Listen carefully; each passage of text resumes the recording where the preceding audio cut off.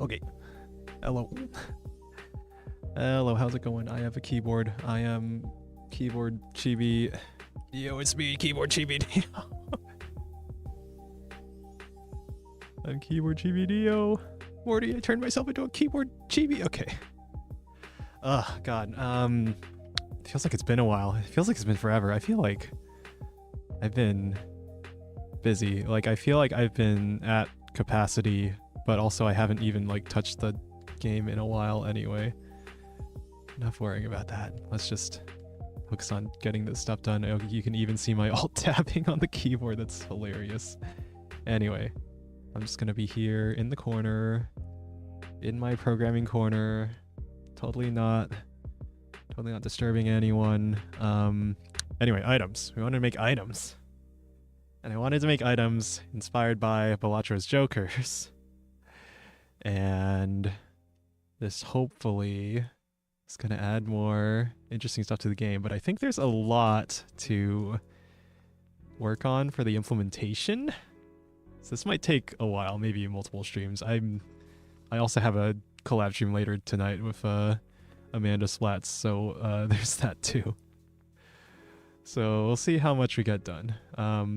I don't know if anything's gonna be complete by the end of the stream, but we try. We carry on. We soldier on. We soldier on. We must imagine Neopolino happy.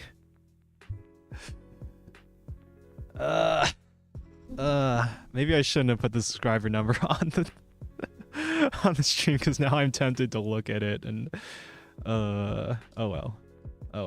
No, it's fine. It reminds me that I am making progress. Also, I've been trying to like promote the Twitch stream more, so I don't know why I'm putting the YouTube subscriber number there when I could put the Twitch follower number there, I guess. Well, it's more that YouTube monetization is like the bigger thing, and YouTube's still sort of my main platform in terms of exposure that I am getting. But we've been seeing some growth of the Twitch channel. We've been seeing some growth. Been seeing people joining, people following. So hopefully. Anyway, I did all my posts, right? Okay.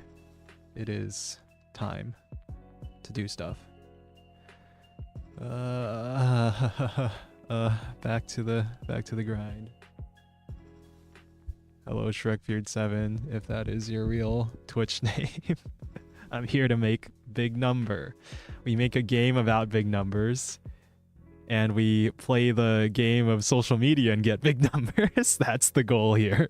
That's the goal. Gotta go to work. I'll be back later to give you scathing criticism. Good. Thank you.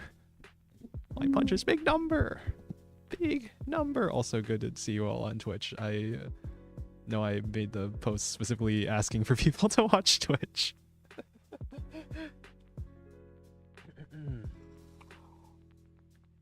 But maybe like not doing Twitch exclusive streams at all is gonna make it take even longer, just because, you know, the whole fragmented community thing. And also it's average 3 viewers over the past 30 days, I think, to hit affiliate, which is the only thing remaining for me to hit affiliate right now.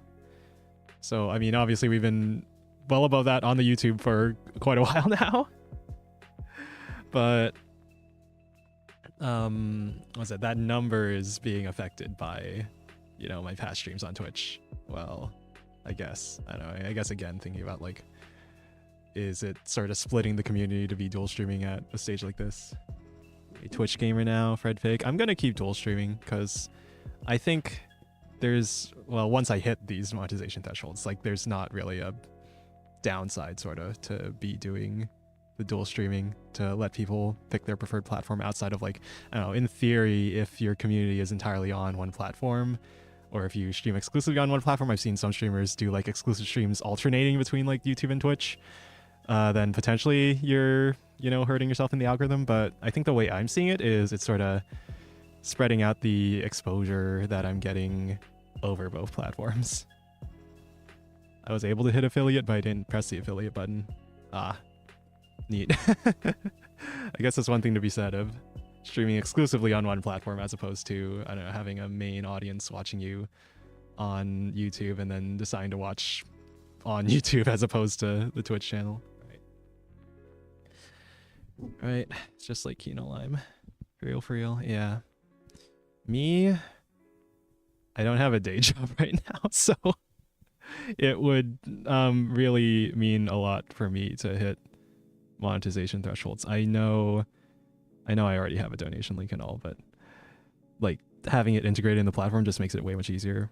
So much easier for people to do it, and plus, you know, people want that funny X number month badge and all that. I just know that it's different. If I did have a stable income, if I did have, you know, more than enough money, then I wouldn't be worrying about this, but I'm kind of in a situation where I have to. And again, I could just, you know, find a part-time job or something, right? But I kind of really want to make this work, and I'm worried that I'm gonna not have the mental energy to work on indie game dev, especially if I were focusing on, well, more than one thing right now. Work at Papa's Freezer, yeah. Oh, true. Yeah, I could just, you know, play the Flash games. Oh, hello, Ice Fox on Twitch. Welcome.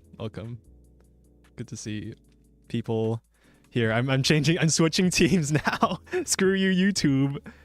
Hello, Twitch viewers. Welcome to the Twitch stream. helping push that affiliate. Yeah. I mean, just not being able to raid really sucks on YouTube. You hear that, YouTube? And your clipping sucks. You can't. There's no discoverability for the clips. Oh my god. And you can't make a YouTube short immediately like you can with Twitch clips. It's oh my god. Why didn't I switch over earlier? Fuck. See that emote? You can't have it. Yeah, I can't have emotes until I'm monetized on YouTube, which again, I'm pushing that boulder up the hill. It's rough. It's a grind. But Twitch, I'm literally already there outside of the average viewer count, which I already have on YouTube. So I don't know. I just want it. It's not like it's going to make a massive difference in the long run, but I think it'll be nice for people to, I don't know, to have channel points and to do funny things. I guess the annoying part is gonna be Twitch ads, but if you guys can deal with that, it would help. I mean, animated ones. Oh yeah, fuck. Have a great stream, Neo. Thank you, Will.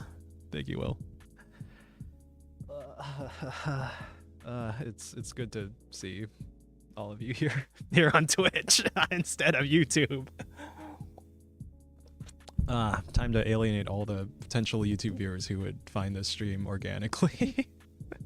You're like, what? Is this guy a main Twitch streamer or something? No, I've been main YouTube for a long time. I'm just trying to push the Twitch now as I realize it's going to be like way longer for me to hit monetization on YouTube compared to monetization on Twitch. The unfortunate part is, you know, the 50-50 split on Twitch at affiliate, right? Which, I mean, sure, they're paying a lot of bandwidth costs and all, so it kind of makes sense, but also that's kind of a lot compared to, well, YouTube, it's always 70-30, right? I meant to ask, how difficult is OneCom to set up? Easy. Actually, I don't even know if I had to log in. I just set the stream URL for Twitch and then the stream URL for YouTube, and that's it. I have to change the YouTube stream URL every time because you have to make a separate waiting room for YouTube, but Twitch is there. It's super easy. Anyway, am I gonna do the Pomodoros? I might have to, because let's see, user flow, shop has items for sale, the items have icons, and tooltip showing the details and effects. Oh, thank you very much. Gonna set that up in a bit. Cheers. All right, cool. Enjoy OneCome, and also the different stylings are pretty cool. The themes you can do. So yeah, it's cool application for streaming purposes. What am I doing? User flow. The shop has items for sale. Items have icons and tooltips. That's a lot of UI. Hi, hello, JPZ. Hello, hello. Hello, hello. Friendship ended with YouTube now. Twitch is my best friend. But not really, because I'm still trying to... I still care about the YouTube monetization as well. But it is nice to see you all on Twitch, just from me asking. It would be nice if I could hit affiliate, right? Anyway, player can sell items by dragging the sell button. Yep. So that's copied from the character class, right? There might be a lot of refactoring. I'm not sure how I even feel about that as opposed to just copying code, right? Because sometimes you can over abstract, or the abstraction creates more of a mental overhead. I don't know. Well, maybe it's good to have all the dragging functionality unified in one place. Hello, Senpai Jody. Welcome, welcome. We haven't seen too many chatters on the YouTube side yet. Welcome, welcome. Welcome, welcome. I am dual streaming. I have been dual streaming for a while. It's just YouTube's been sort of the main platform, but... but, yeah. Yeah. I kind of agree with the bigger streamers who say, like, there's no downside to being on both platforms, and it's better for the viewers to have more choice, because me, I tend to watch YouTube. I'll watch Twitch streams if it's someone I already know and they're only on Twitch, but I tend to prefer YouTube. Mostly because the ads are less bad. But yeah, yeah. Neo on YouTube. Alright, he hates my Twitch stream. Ooh, he's trying to help me never reach affiliate. Oh no. But also helping me reach monetization on YouTube. So thank you, but also fuck. I'd never cheat on Twitch. I'd never cheat on YouTube. Wow, it's really interesting that two completely different people named Trav showed up, one on the YouTube stream and one on the Twitch stream, with two completely opposite opinions, huh?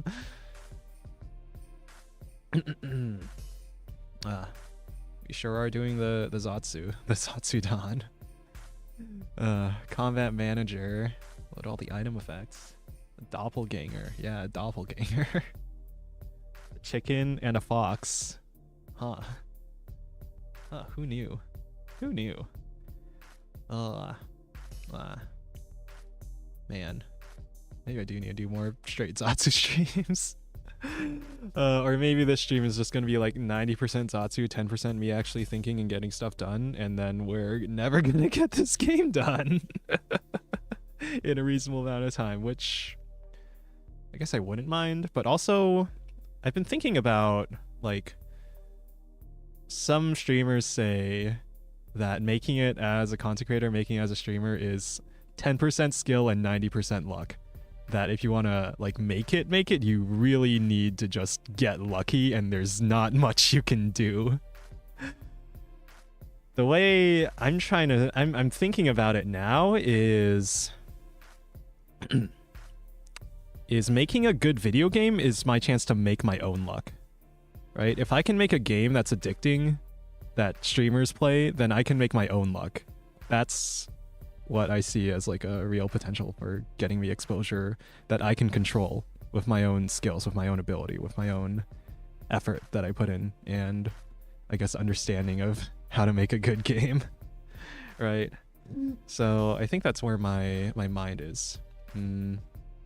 Like, rather than thinking about how slow the growth is, I need to think of this as, like, building my skills so I can be the overnight success that took 7 years. The overnight success 7 years in the making, right? I don't know. I've just been watching a few of those mindset videos about the whole valley of despair, the whole, like, the long haul part where you're making no money, no return on your, you know, your business or whatever. I guess I am sort of thinking of this as a business, right? Because I want to do it seriously. I want to do it long term. And of course, I've been having, well, not zero, but close to zero income for the past year and 2 months or so, right? But that's just what happens while you're building skills, right? And if you keep working at it, eventually, in theory, you can reach a point where you'll start to get rewarded for those efforts. Like my degree, right? Like studying computer science. And while job market's in a bit of a, well, quite a worse place than during the COVID. I mean, COVID was kind of a special time period for that, right? But I was really anxious about getting anything from that for a long time, I think. I had the worry in the back of my head that I'd just be studying in college and that I'd just never make anything out of that and never make back like what I put into the time and the effort and money, of course, in going to college. And maybe that was luck too. Getting my first job. And then not having my first job anymore. So luck, skill, and I see this project as a way to make my own luck in streaming and getting my name out there. All right, we're looping now. I've made my point. So maybe let's actually get to doing things. Maybe. How long have I been yapping? Stream's been up for like 17 minutes. I don't know when I started. Okay. Extract the drag behavior from the characters. Do duck typing or do a draggable node. Draggable has a reference to the thing being dragged.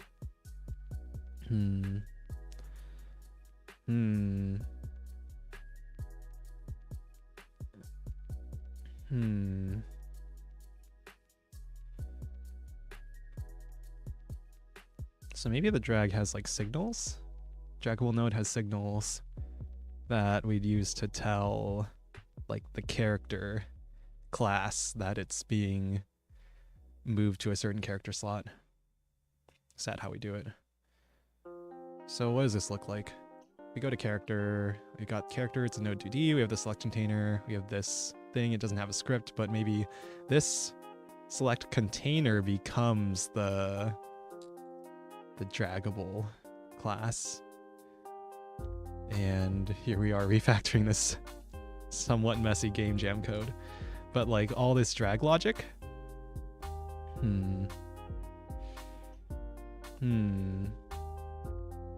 We probably move into another draggable class. And then that draggable class will be, maybe it'll be the select container. Because right now characters are the only thing being dragged. Wait, are we even using this select container? Wait. Oh, wait a minute. I feel like we aren't even using it anymore. Hold up.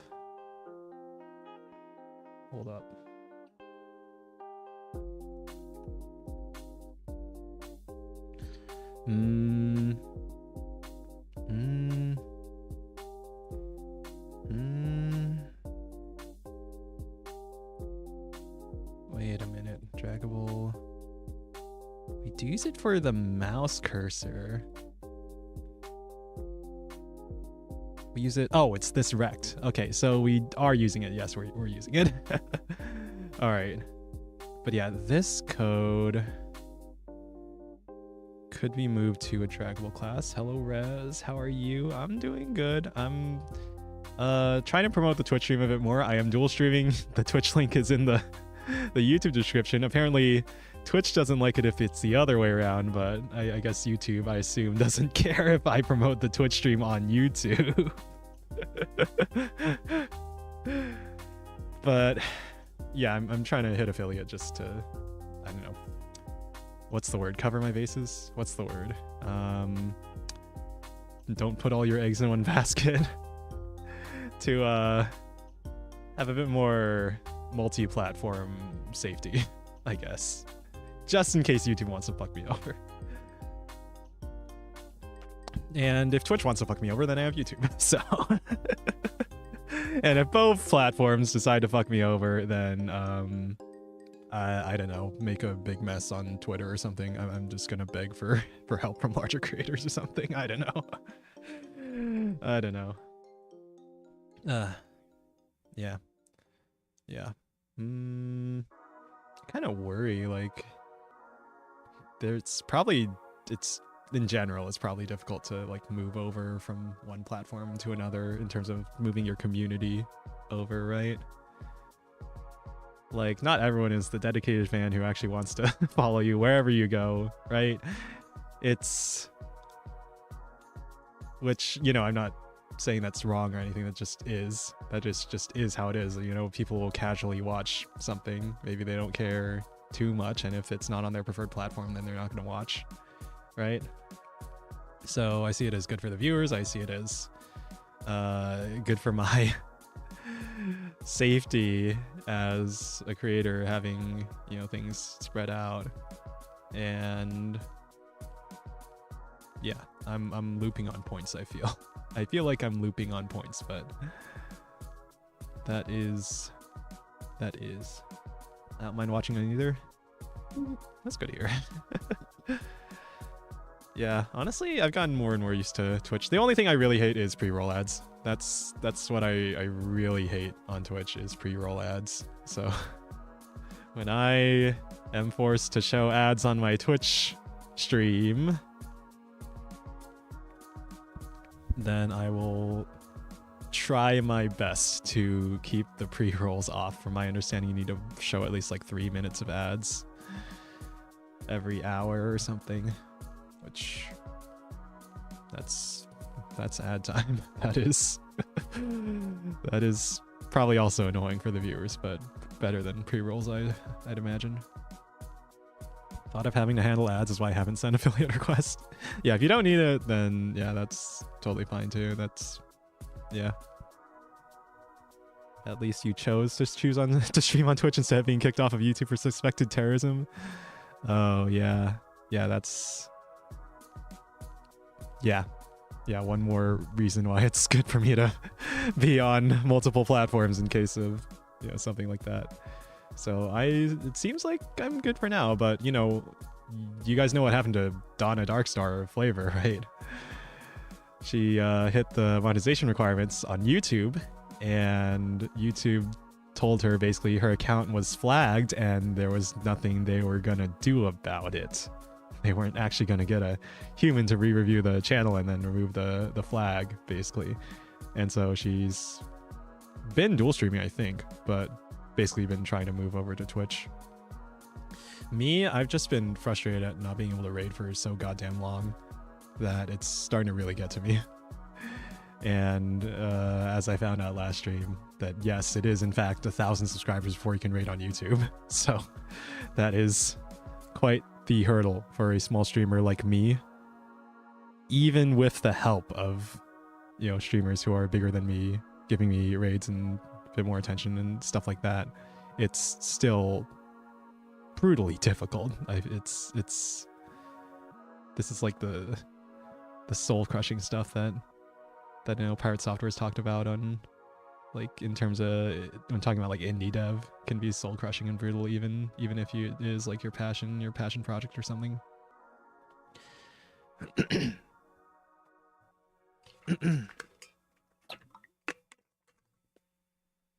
I had one more thing on my mind. What was I gonna say? Damn it. Maybe I should actually get to work. But I like the idea of refactoring this dragging stuff. Oh, did my playlist end? My music! My no copyright music playlist 1 hour lo-fi hip-hop mix. Okay, we'll set that to loop. Okay, we got 1 hour of lo-fi now. Looping. Anyway.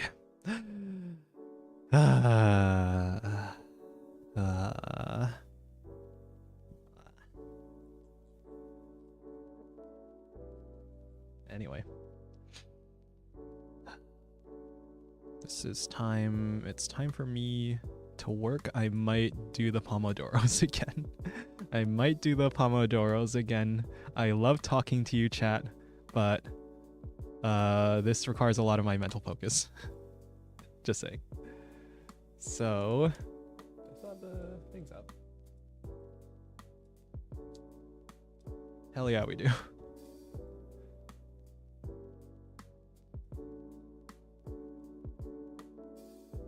I'm Pomo. I'm Pomo. All right. Countdown timer. 25 minutes. All right, bye chat. Bye chat. And also cover the ag. No, I didn't want the dock there. OBS, please. All right, instead of doing actual work, I am messing with this count. Okay, there we go. All right.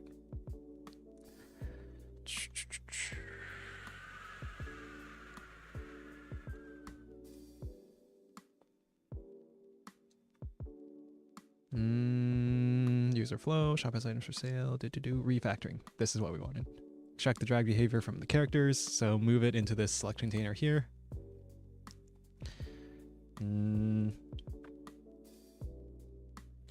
I suppose we attach a script. Call it something like draggable. Draggable extends container.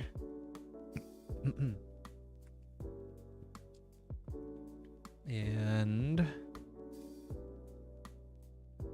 we need the var mouse over, and we need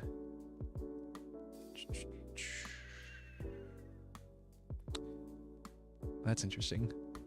You have the draggable thing, right? So do we put that in the draggable script, or do we put that in the character itself?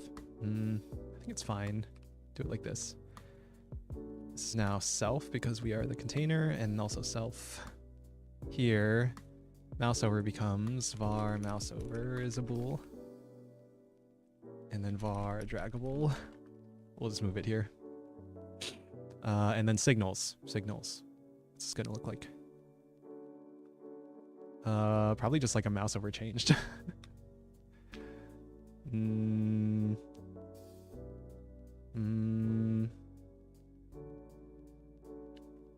Oh, huh.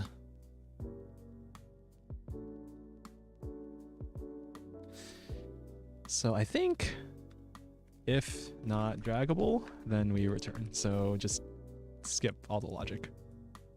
Makes sense. Now this becomes a signal. Set value, then mouse over equals val, and then make a signal. Signal, mouse over changed. Value. Cool. Is mouse over something. Mouse over changed. Emit with the value. This logic get rid of. If not game state is dragging. Do thing, okay. Oh, my expressions. My live 2D expression. I still need to change that. I'm sweating. I'm sweating. I press an open parenthesis and I'm sweating. Also, I like the keyboard on this. The whole keyboard thing on this Chibi model. It's really nice. I probably should have used it earlier or checked it out earlier. Good. I cannot see chat at all. This is so wonderful. Someone could raid me. I could get a raid with 1,000 viewers and I would have no idea. Oh, it's so peaceful, so mentally freeing. I can't even see the number right now. It's so great. Oh my god. I'm free. I'm free. I'm free. Free to be cringe on the internet and have no idea of the externalities, the external number outcomes. It's freeing. I'm free. Okay, mouse over. So then on character, it would be something like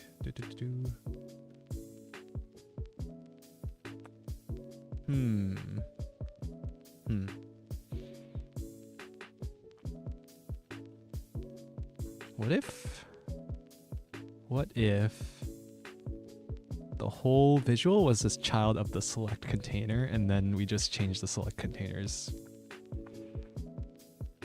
Wait, but actually, we have update visual position here, right?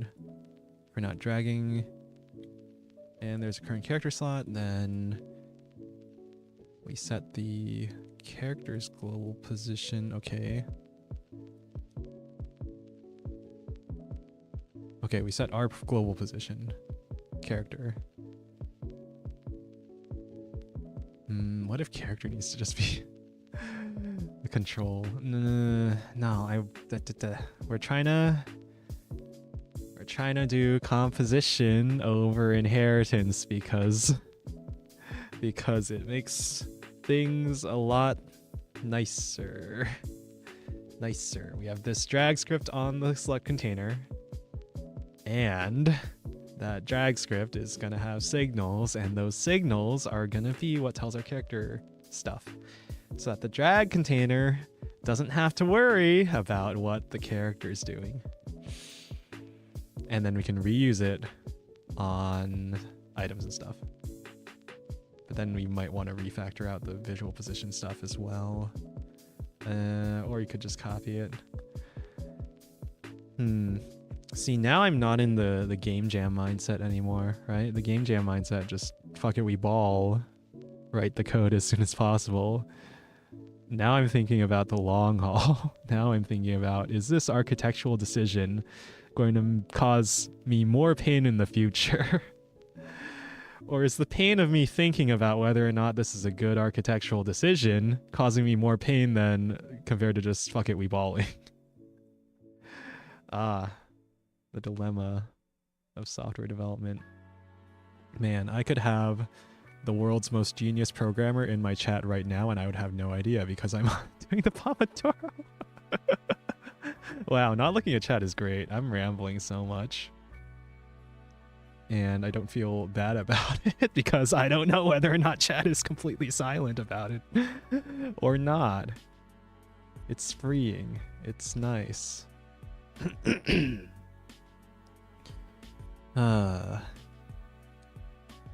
am I doing?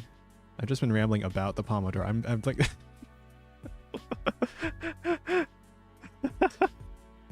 So much for the focus. I really should probably just be doing work off stream if I actually want to get work done in this game, but oh well. Oh well. Can't turn it off when, you know, the streaming mode is on, when the OBS window is open. Or even... I feel like I've been more jokey and like yappy off stream as well.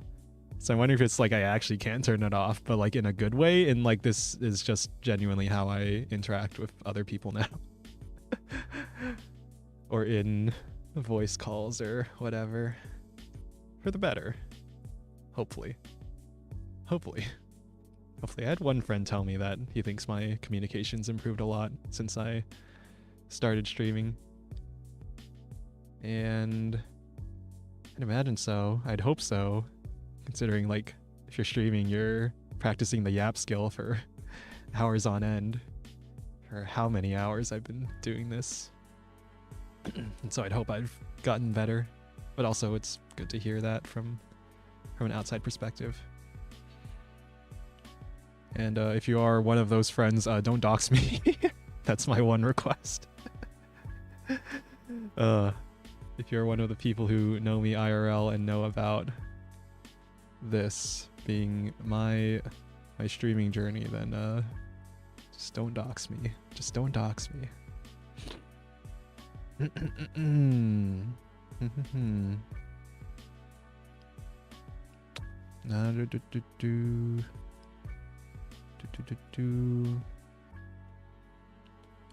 Here's the thing, do we change the select container's position?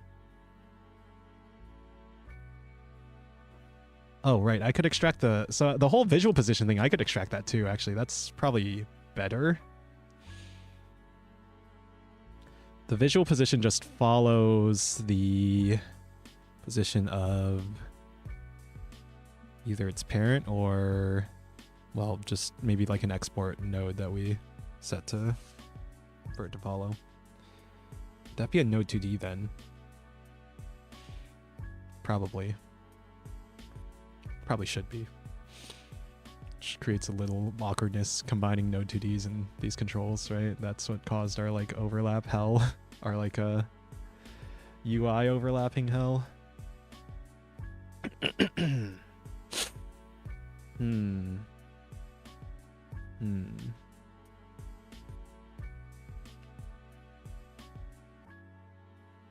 am I doing? Okay, so we're gonna move the visual position script out as well. But first, we gotta figure out how to link together all these dragging things. All these drag things. Drag cell button gets set somewhere else, right? In the cell button itself. Okay, that makes sense. Makes sense, I suppose.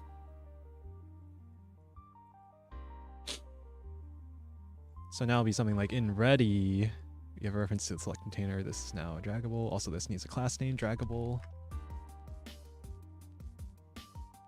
Like that. Software development. Software engineering. Is it really engineering? Who knows? Who cares? Who cares? Does it really matter if it's not really engineering? If computer science isn't really a science and software engineering isn't really engineering? Who cares? As long as I'm getting paid. Oh, wait.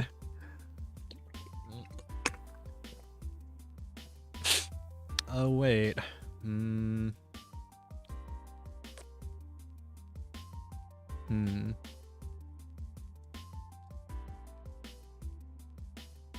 So this is going to get moved into a visual thing. This is going to get...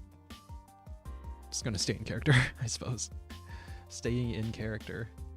Staying in character. I'm playing a character. If I ever say anything problematic on stream, I'm playing a character, okay? Okay? Just trust me, bro. It's joke. Teehee, smile. And if I ever say anything that you definitely agree with, then it's totally not a character, and that's totally me being the genuine, being my true, genuine self. Like, I'm never gonna get anything done, even if I'm not reading chat. I can't turn it off. I can't stop yapping. It's ingrained in me. It's a part of me. This is who I am now. I can't run away from it. The only way out is through. I need to embrace it. Embrace it. Also, I'm noticed now I see the number. Why did I put the subscriber number in the corner? Now I can actually see the subscriber number go up. Oh god. But also, thank you whoever that is making the subscriber count go up. Even though this has been like a mainly Twitch stream in terms of interaction, in terms of talking to chat.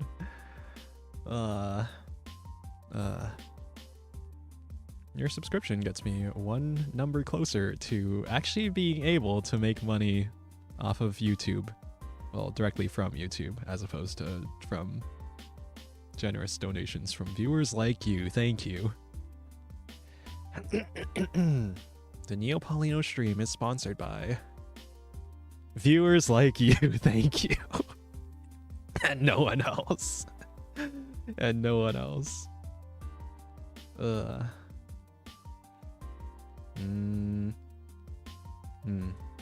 Well, it's a good thing I can laugh about this stuff now instead of being horribly anxious over it. You know, that's a much healthier mindset to have. I used to think my life was a tragedy, but now I realize it's a comedy. Fuck, I'm never getting anything done. Okay. Actually, you know what? This is good because it's like practice for when I'm too big that my chat is blazing by and I can't read anything in chat and I just have to carry the stream entirely on my own. Actually, you know what? This would be a great Zatsu stream idea. Zatsu stream where I don't read chat. Or I forsake the one benefit of like watching a small streamer of like having that personal interaction with chat, and I just yap and there's no chat and I don't read chat at all. Oh my god. Oh god. Yeah, I'm never getting anything done on this. I say, but I actually really do want to get some stuff done on this. Alright, what do we do? Draggable class, have a mouse over bool, have a mouse over change signal. That signal can connect to the character so that we can set the sprite scale, right? And not worry about the draggable thing anymore. And then,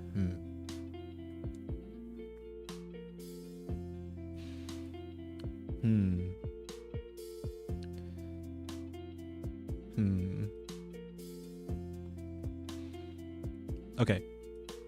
We're gonna change drag char eventually to not just be a character.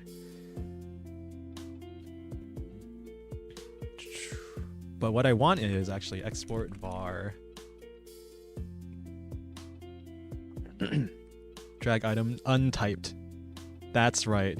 Lucy. Oh wait, that can't be export. Node, I guess.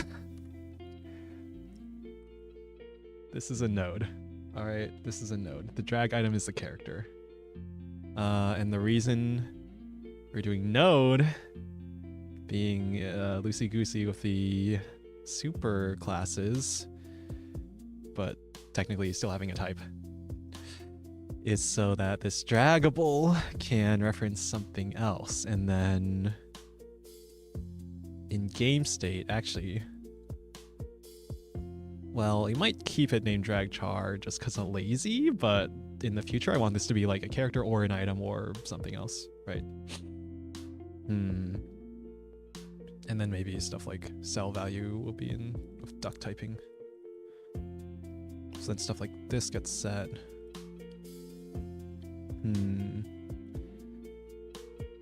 I gotta think about the slots too though, right? We want item slots specifically for items. That can be shop slots, potentially, right? Right now, the from shop is held in this character.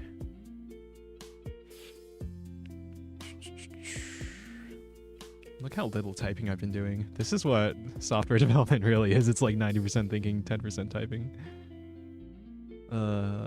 Frick. And I even have the keyboard out and everything. I can actually show you my keystrokes. I can show you guys my password when I type in my password on websites, and you can see it on the stream because that's totally gonna happen.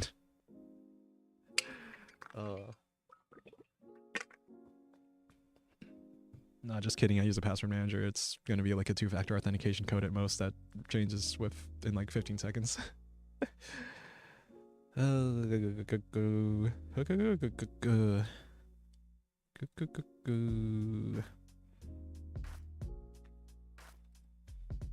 Drag char.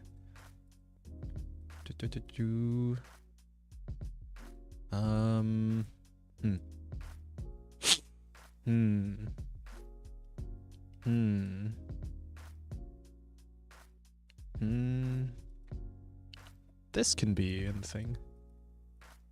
This is gonna be interesting to refactor. And actually it's making me think more and more I want to just duplicate some code, but I know it's gonna get messy. Yeah, I don't actually want that. Drag can swap. Huh. Is that the behavior I want? It's probably better to be like just consistent, but then I think the reason I did it this way is because your character slots can be full. And we don't want to like try and push the characters out of the way when it's full. But we might want to change that logic as well. I'm a little tempted to do a lot of rewriting on this.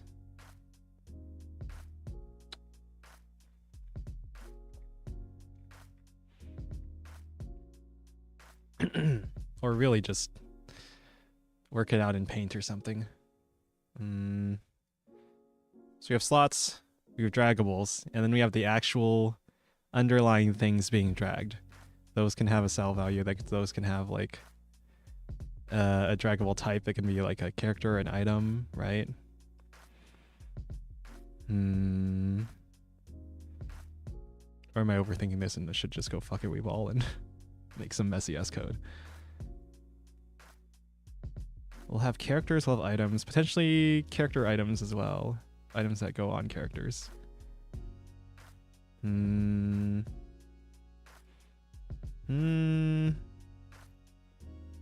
I doing?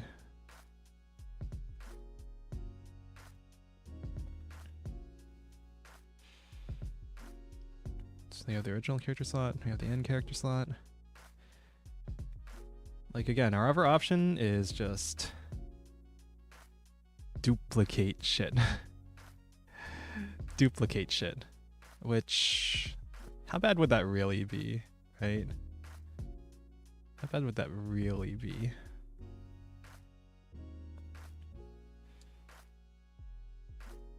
And for our use case, right? For our use case, would it really be that bad to duplicate all that shit?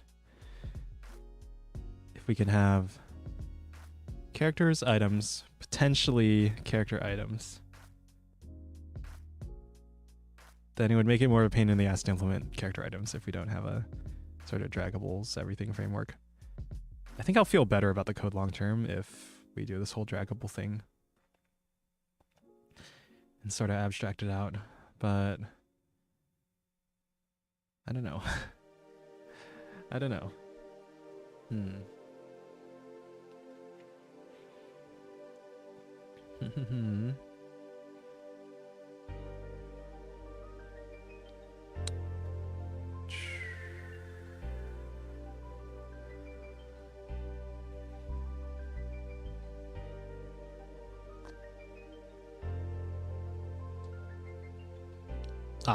Wait. Starting to form in my head. This character slot stuff, we can just reference, you know, in here, drag item dot cur character slot, even though it might not be a character slot, but we'll rename it later, right? So then original character slot, end character slot becomes just original slot and then end slot. And then inside, where is it? Character slot, we turn this into like a general slot thing, like a general slot thing. And so have some variable on that, we can make it a character slot or an item slot, and then we check if the thing being dragged over it, here. Or is it on container mouse entered is dragging, drag end char slot equals self. Now we check here, we would check, I should write this down actually.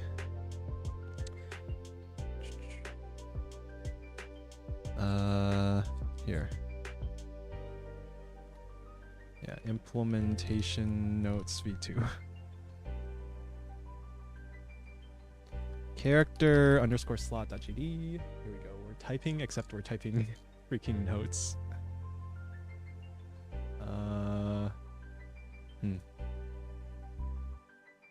These notes are probably pretty hard to read, or you can't even see what I'm typing. Let me adjust the notes window. There we go.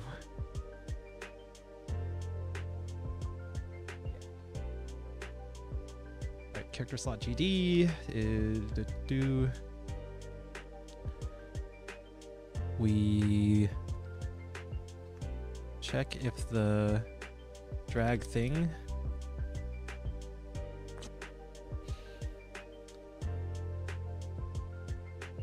rename, all right, something like, yeah, game state rename drag char to drag something, I don't know. Check if drag thing matches the type of the character slot. Add slot type. Character item. So that would be an enum. Okay. This is the real software development. Instead of writing code, just writing English that describes the changes to be made to the code.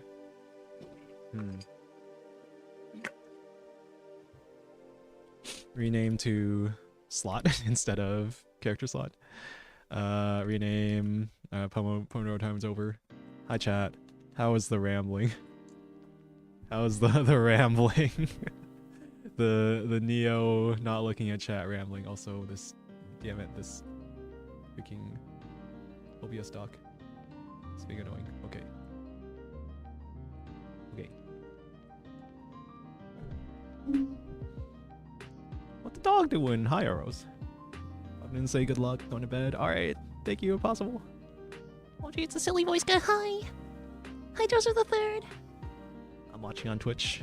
Thank you. That helps me because I am very close to affiliate on Twitch. That's the reason I am sort of promoting the Twitch right now. But thank you. Hello. Hello. Anyway, I gotta use the bathroom, and I'm gonna have to.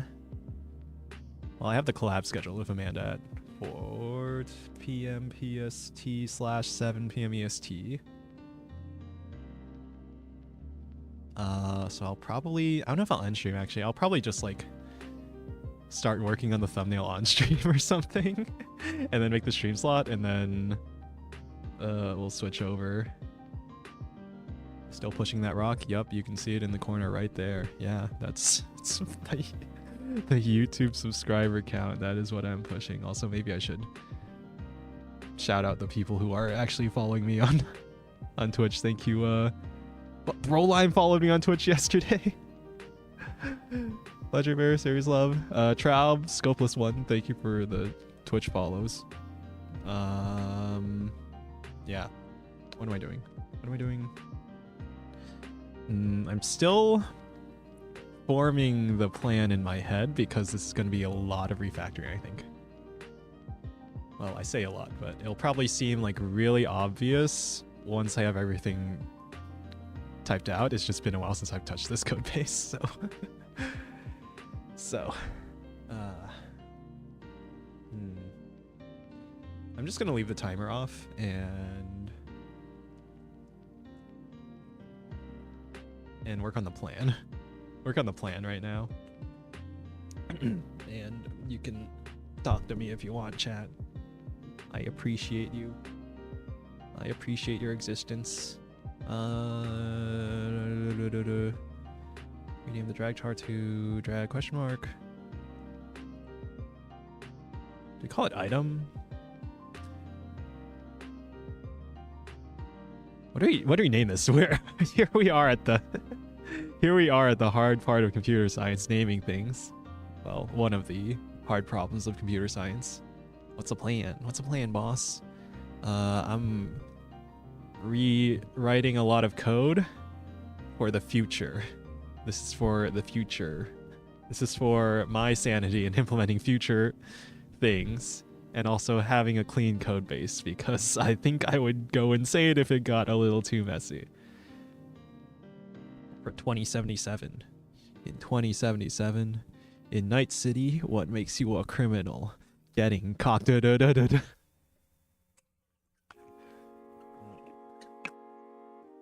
But yeah, in 2077, I'm gonna be retired with a family and a nice fortune built up from my massively successful indie games. Spaghetti code will be illegal. Yep. And heck, can you imagine if I was still VTubing as like an elder in like my 70s? Oh my god.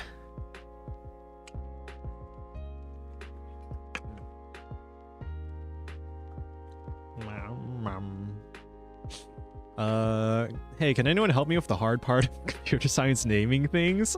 What do we rename drag char to? So if it can be a character or an item, and it's something that would fall under the draggable class. But what would we name that thing? Drag object. I mean, in a way, it's an object. In a way, it's a node because we're in Godot. In a way, it's a draggable. Imagine future Asylum's Aosun bring on that freaking PC. I want to hop on Fortnite. Fortnite! Yeah, imagine if Fortnite's still around and still relevant, and the kids are playing Fortnite and the elders are playing Fortnite and the retirement home's having a LAN party, except no one knows what a LAN party is anymore, so...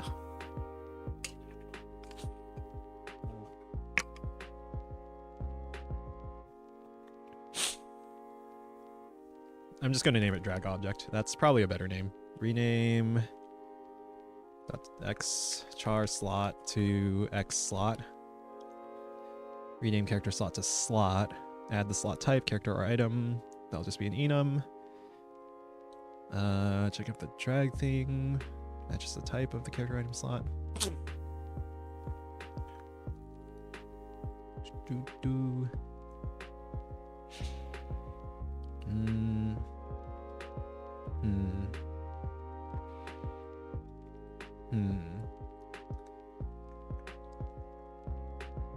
This will be class name or something or slot type variable.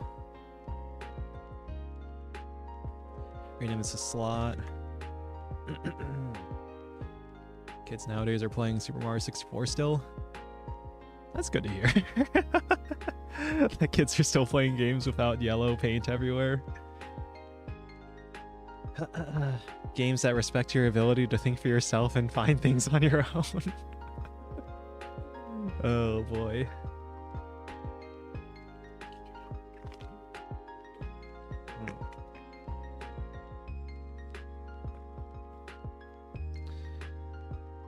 Draggable.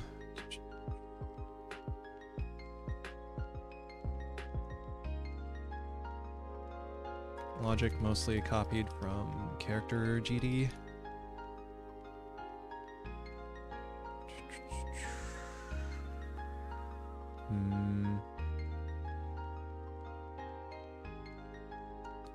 So if game state drag object, this would be drag object. And we could put a check here in process to set the sprite frame. Yeah, that would be in character. So yeah, we could do that in character still, right? We set the drag char, we set the original character slot, we set the end char slot. For setting end slot. End slot type, rename it to slot, move this logic over. Game state drag cell button. I should probably put like a... Yeah. Hold up.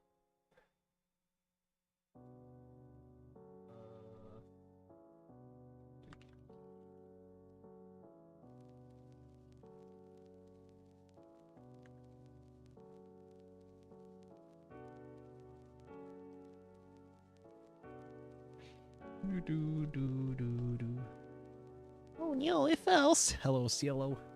Cielo Jose. Fortnite. Yep.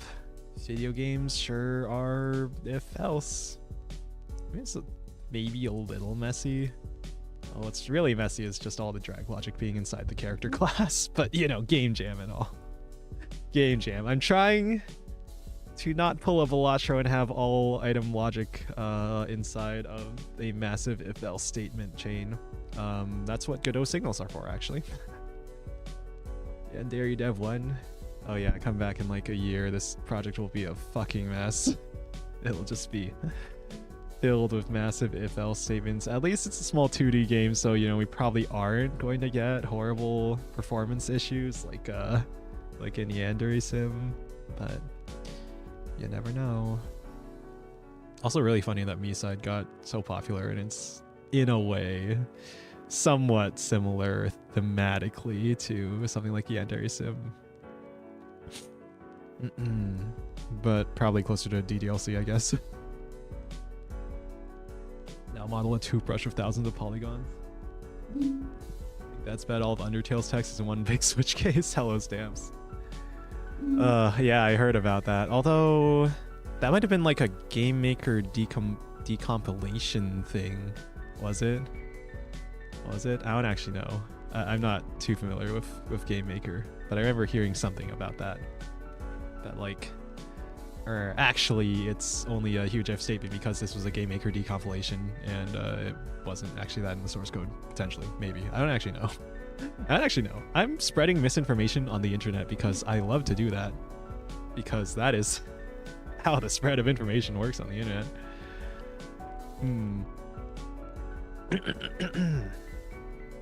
YouTube recommended me stream. What's going on? It's going. I am being somewhat unproductive because I am trying to entertain chat. I have people watching me, so I must be funny and entertaining.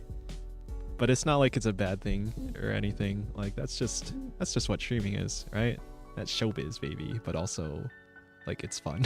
It's fun. But to be honest, I'm not being 100% productive because I'm streaming. So maybe I should do more off-stream work.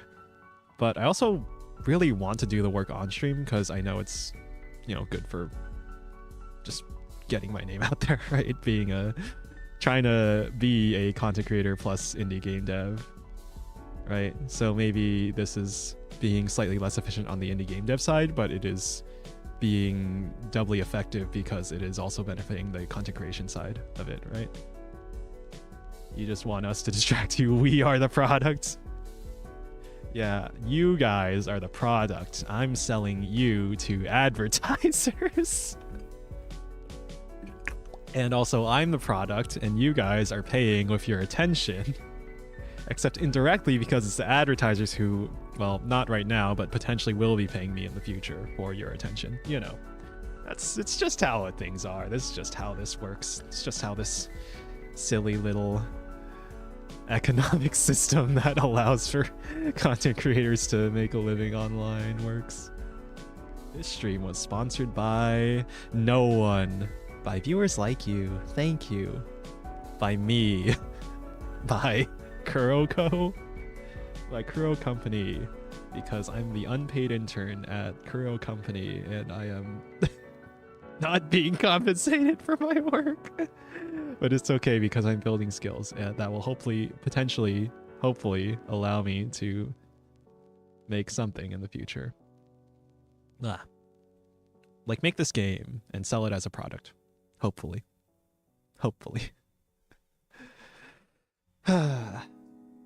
So draggable logic mostly copied from character GD.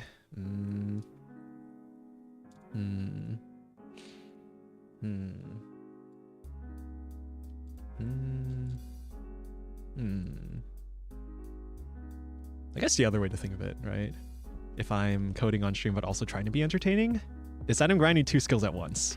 And so obviously you sort of lose effectiveness if you're like 100% focusing on one thing, right? I am being slower in my programming because I'm trying to be entertaining.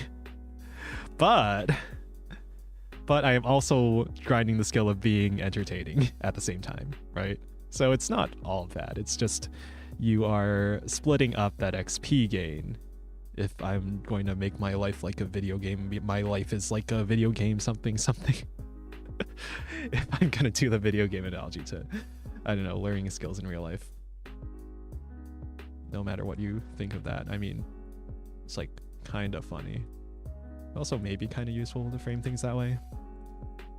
But also really goofy. What's the game about? I've only seen code balls of text. Okay, we haven't made any breaking changes, have we? Have I? Can I actually show off the game right now? If so, that would be neat. Background music. Here, let's just turn off the game's audio. Also, you can't see the game window. Is there any game window? There we go. Snow Autobattler. So it's going to be a roguelike Autobattler. And what does that mean?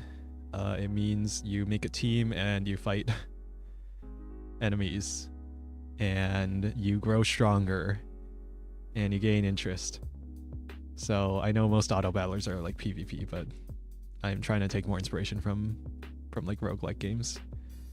And so it's gonna be that. Yo, cute girls. Yes. Yes, Phase Connect. VTubers. Other VTuber. This is a game about VTubers, at least for now. Mainly so I can grift, to be honest.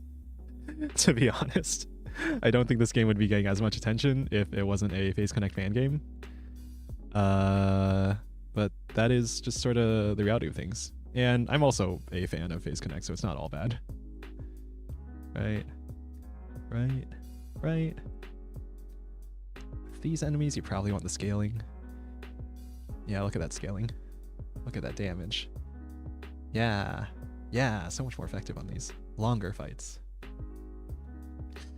But yeah, I don't know how I feel about that grift word, because it kind of is true if I am like looking to make money off of this potentially in the long term, like make a name for myself as someone who makes a VTuber fan game, and then potentially you make projects in the future that aren't necessarily VTuber related. And in a way it kind of is grifting, right? But I feel like it's something I should be taking advantage of, and also like using it's like a mutually beneficial thing, because it is, you know, in a way promoting these VTubers as well. Did you make all the way art? No, a viewer actually. A viewer, Cyclocust, made the character sprites. And again, this was a game jam game. So a viewer made the character sprites, Cyclocust made the character sprites, inspired by the Hollow Cure character sprites. And then another FlaVR member, Tempai, made this background. Made the background art and the status effect arts. So stuff like that. Stuff like that. You're this game's best player in the world right now.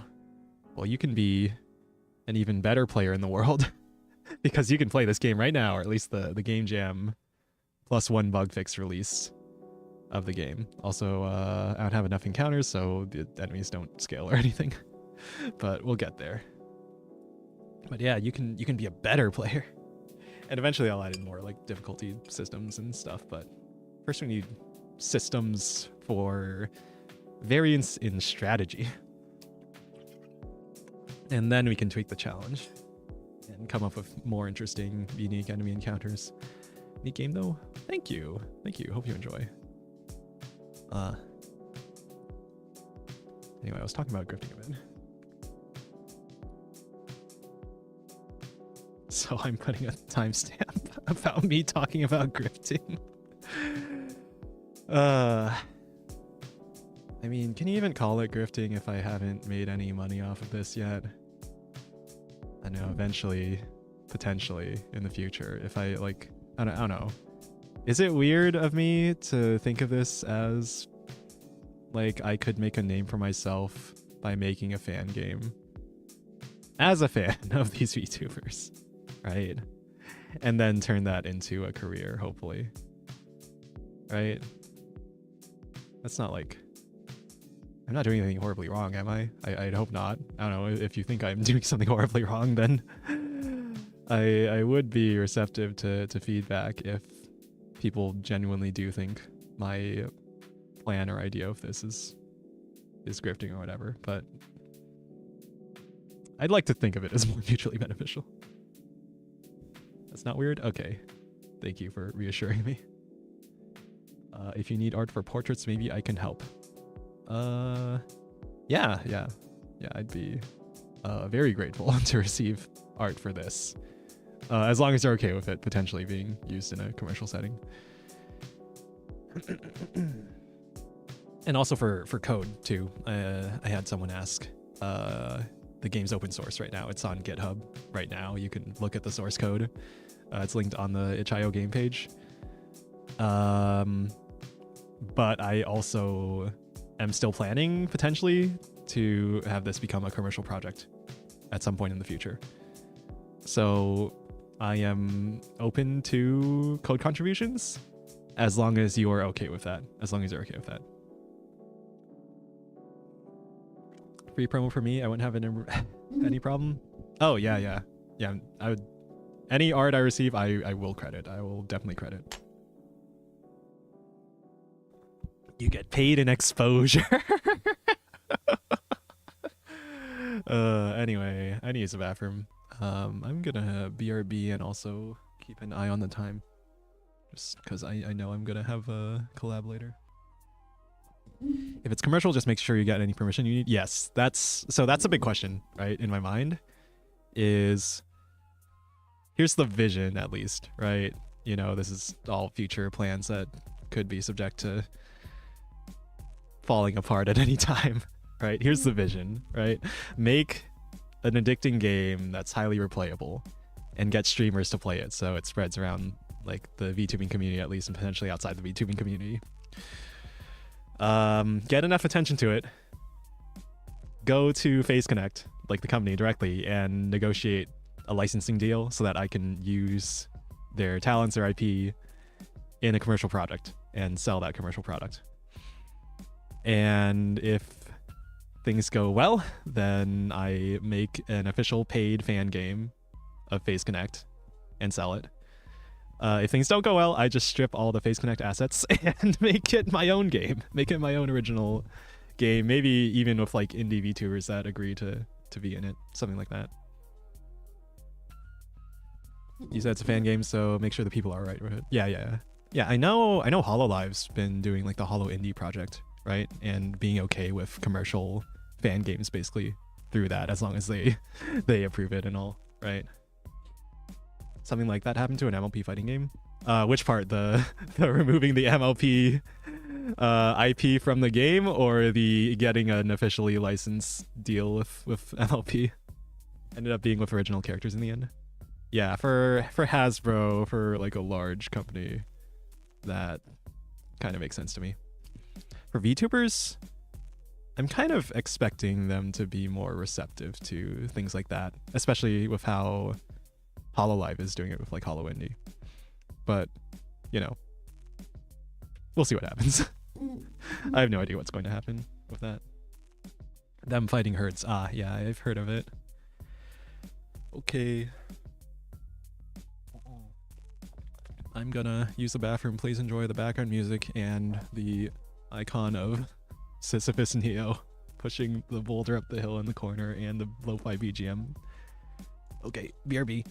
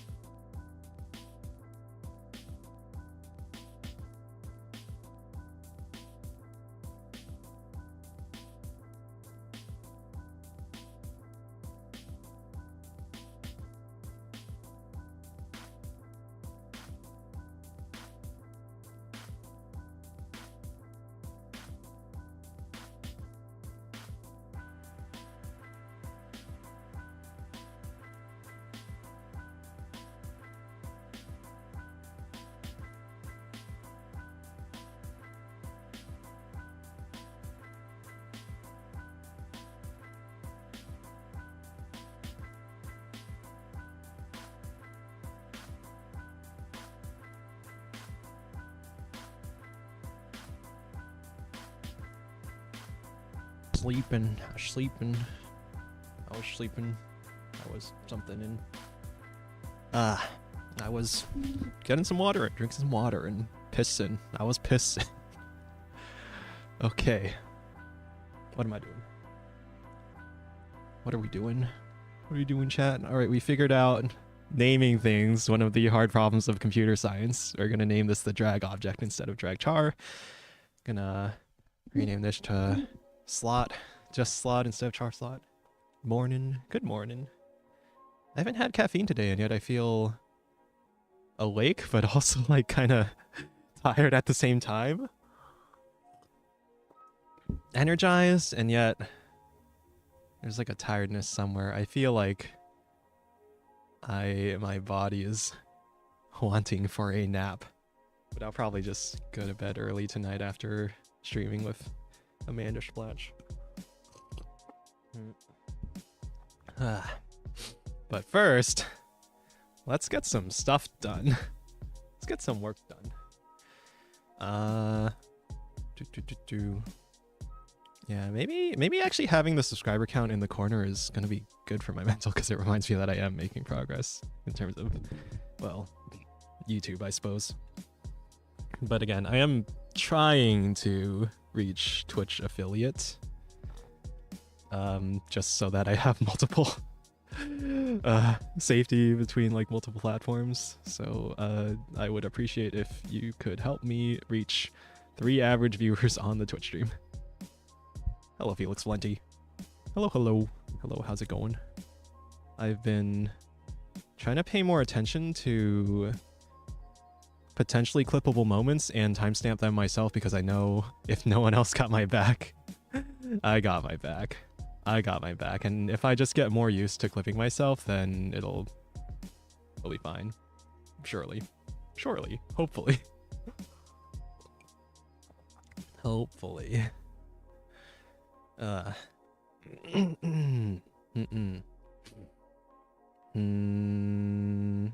Rename the drag character to drag object. Rename X character to slot. Rename character slot to slot. Check if the drag object matches the type. Add a slot type. Also, yeah, move this note a bit further up. Yeah.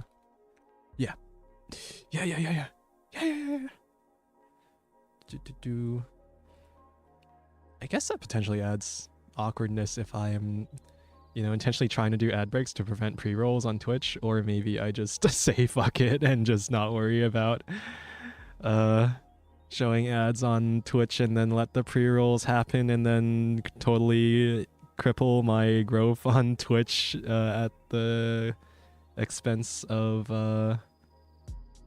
or with the benefit of not having to worry about the ad breaks, so that I can just focus on YouTube. I don't know. I hate pre-rolls. As a viewer, I hate pre-rolls, so I know how horrible it would be if my stream had pre-rolls on Twitch.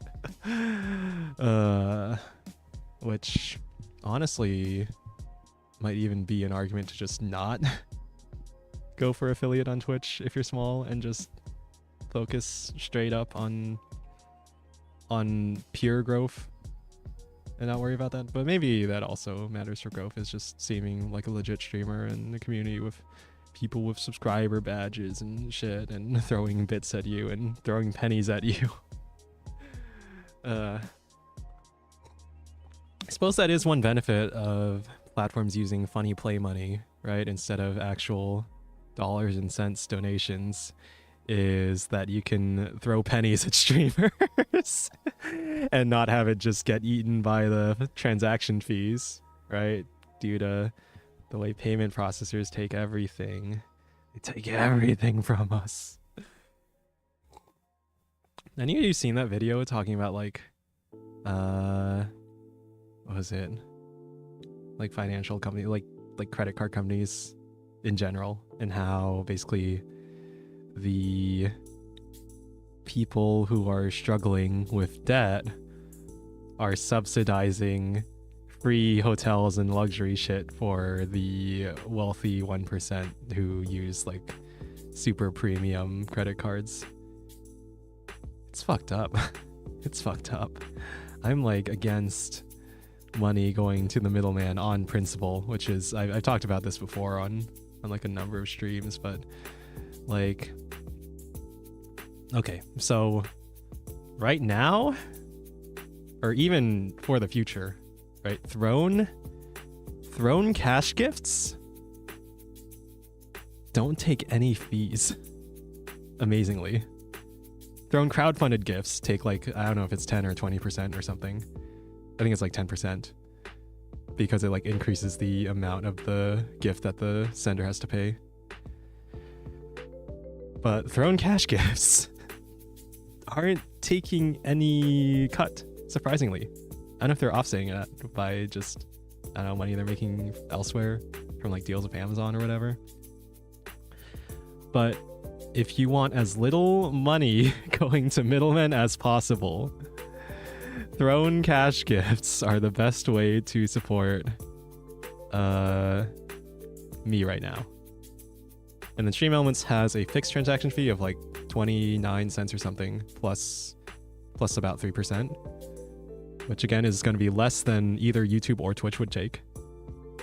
And Twitch affiliate is going to be 50-50, and YouTube is going to be 70-30 when I hit that. So just so people know. Just so people know. Those are the ways.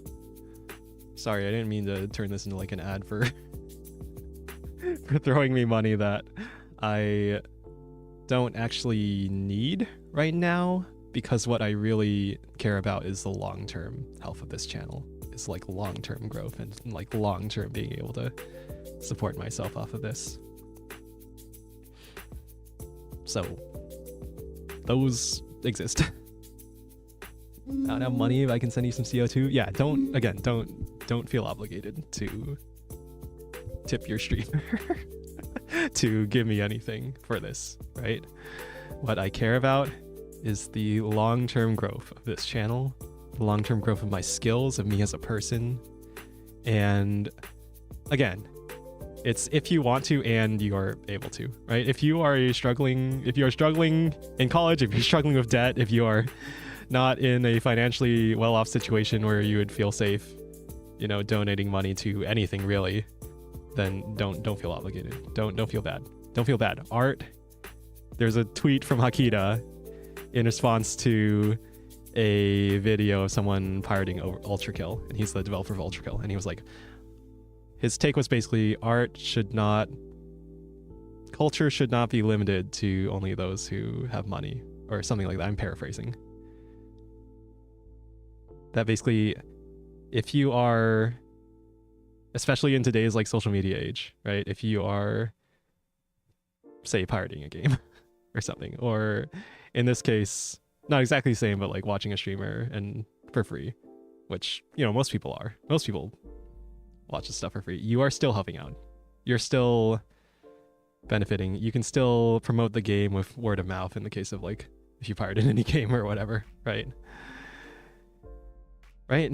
It doesn't have to be direct financial support.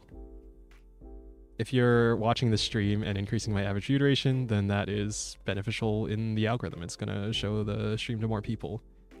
And it also means I'm doing a good job at keeping your attention, which is what kind of really matters. If you don't have anything to do with money, can you get me a Helldivers key? Can someone get me a Helldivers key?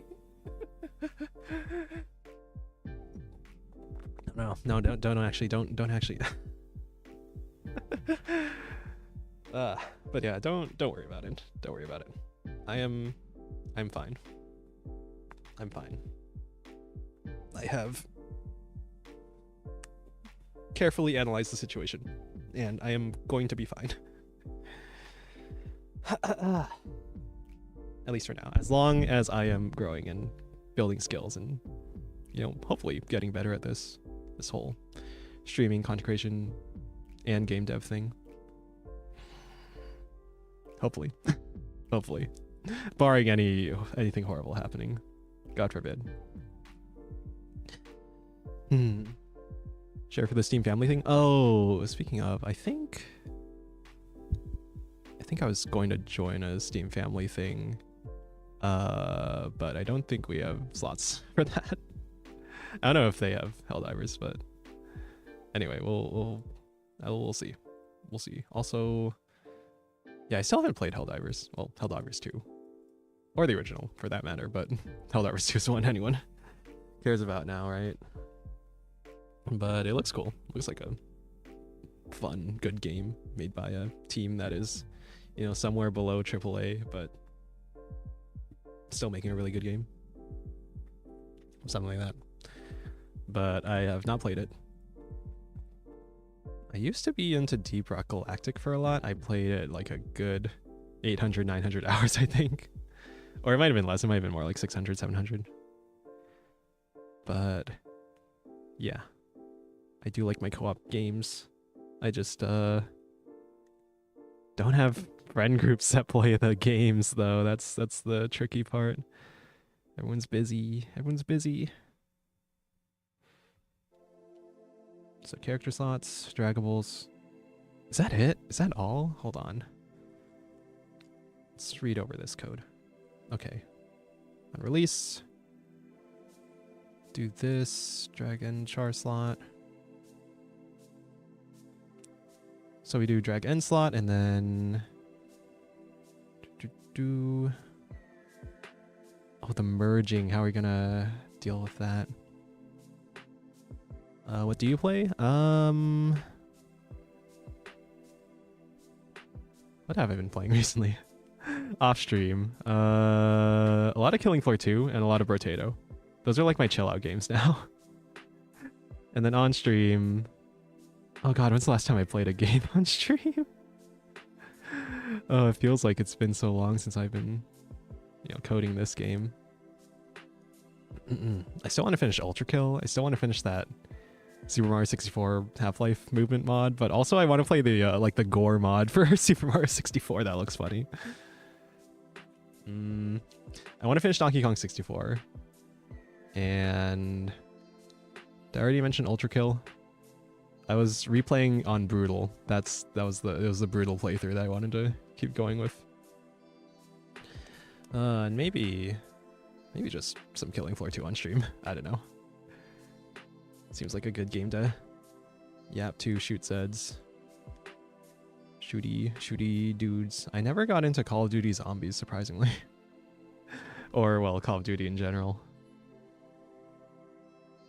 But, yeah. Yeah, I like my high-value indie games. I like my indie games I can spend, like... speaking of indie games, Slay the Spire. I've played that in a while on stream, and I really like that game. I like watching it a lot.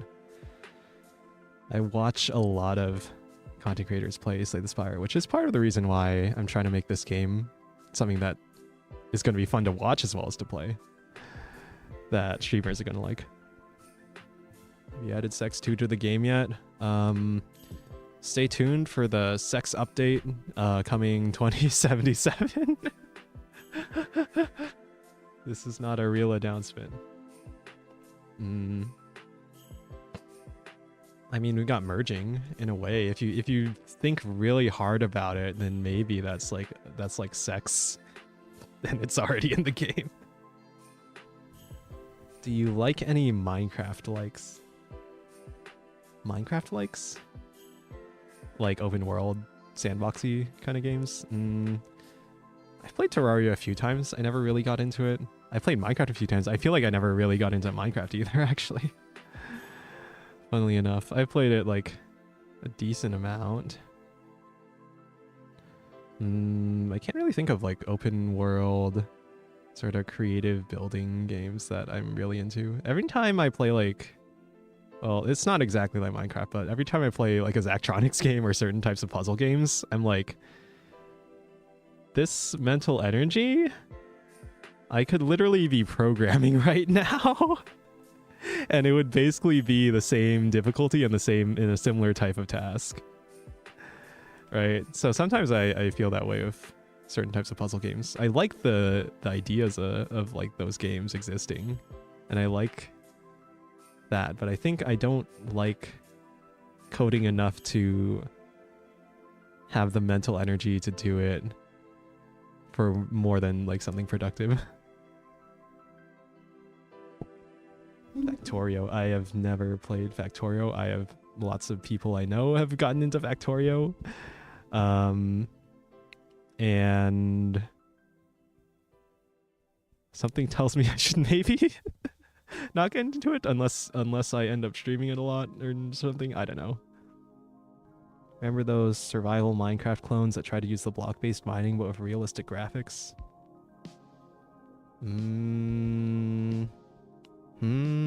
What's that one? Valheim? I couldn't really get into that. I don't think there's mining though in that, is there? Or like the Minecraft style mining. Which one is it? Talking about like, I remember Cube World. Factorio is super addicting. I've heard. I've heard. I have heard.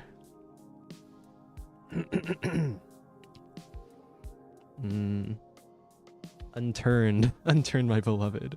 I don't think I played that either. What's the other one? I guess it's not necessarily Minecraft. Like there's Rust. That's more like survival game. Survival game. Imagine DayZ, but had weird mining mechanics. Unturned sweep. I feel like survival elements of vintage stories a cool one. Noted. Noted. They looked like crap and played like crap. Okay, well maybe it's a good thing I never played any of them.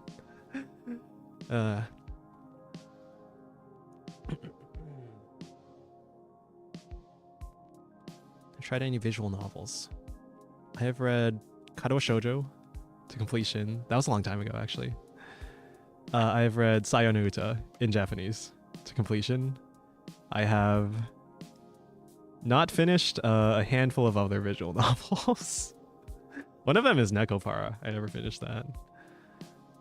But yeah, I know. Maybe I'm too ADHD zoomer brained. I feel like actually another part that I feel makes it hard for me to get into visual novels is because I feel like, okay, if I'm going to read a visual novel, I've spent all this time learning Japanese. I should probably get more Japanese practice in, so I should read this in Japanese. And then I try and read it in Japanese, and it's way more mentally draining and tedious for me to get through because I'm not as good as reading Japanese as I am my native language of English.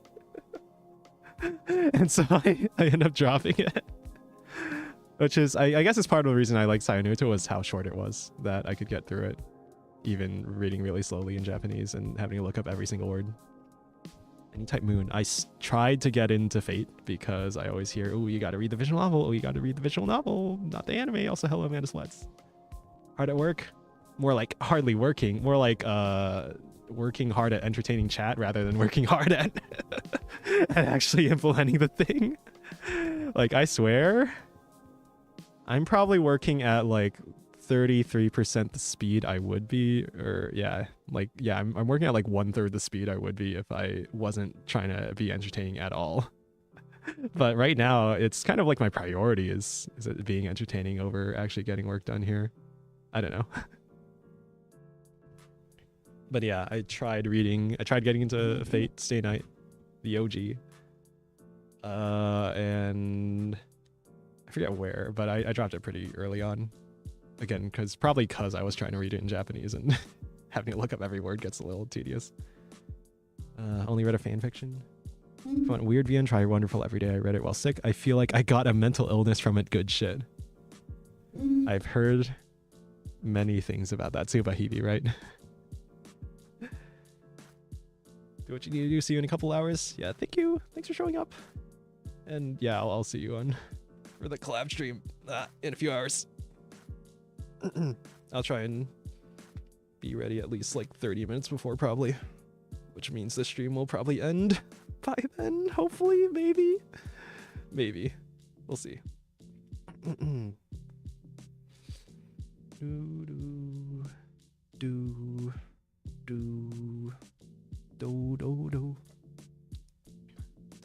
guess it's true that every VTuber stream ends up just becoming Zatsu.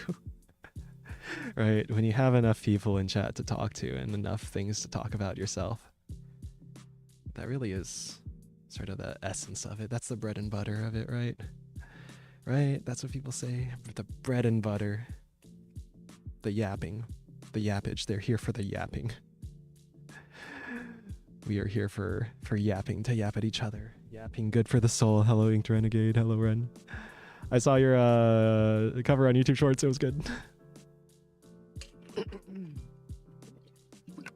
I kind of want to do another cover, and I am still feeling a bit skill issued on my voice. maybe it's the songs I'm trying to sing, but I think I'm trying to develop like my lower, well, normal range, the non High pitched feminine voice.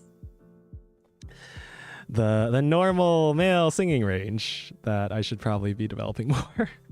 I've been listening to a lot of Will Stetson, actually. His cover of Young Girl A, Shoujo A. It's really good. Man, I'm amazed, because I remember listening to his stuff when he was doing like covers for Osu, doing like Hitori Goto and Snow Halation, stuff like that. It's amazing how far he's come. Oh, I really liked your cover on Twitter. The Will. Yeah, that one. That one. That's what I'm talking about. The high pitched singing, the high pitched voice versus the like my normal male range. That I feel like I want to develop the normal male range more, because I don't know. It feels like I'm missing something in that higher range, or just it's too head voicey as opposed to more full mixed voicey, something like that. I don't know. I'm probably just doing something wrong, skill issuing. You can go higher than me. It's insane. Thank you. Thank you. But yeah, I've been like intentionally trying to extend my range for quite a while now. But now I think I kind of definitely need to focus more on just the tone quality of my entire range. And also getting sick and not singing for a couple weeks kind of threw me off the horse. Cover O Ebrio? Maybe. Probably not. Well, I don't even know what the song is, so maybe I'll listen to it someday. But yeah. I want to get good. And again, it's kind of like there's like a hobby level of feeling good about the thing you're doing and noticing your improvements and stuff, and then there's like judging yourself on a commercial level. I was actually watching a video from I forgot their name, but they're like an artist. It was like how I went from programming at Riot Games to being a character artist. It was that video, and the person, they use a VTuber model. I don't know if they really call themselves a VTuber, like advertise themselves as a VTuber, but she talked about how she gave up on her art once because she started comparing herself. She started thinking about it professionally. Like she started thinking about her art on like a commercial level and like, oh, I'm not good enough, right?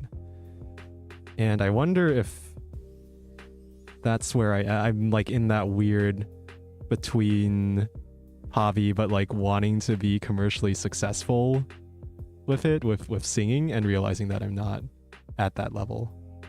I mean, clearly like I notice a very strong correlation between like really good singers and actually getting views on YouTube, right? So I think I can pretty clearly tell from my from views that I'm not good enough for like commercial success in singing directly, but I hope I can be good enough someday for that. I don't know. I can relate to that. Yeah. Yeah.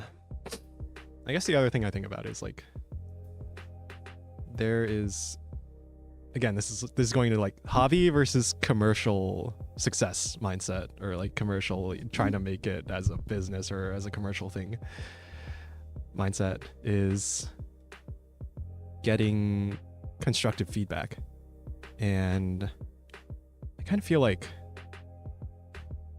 I probably have some friends who could give me like real constructive feedback on stuff like this. but I don't know. I just need to. I guess I don't need to, but I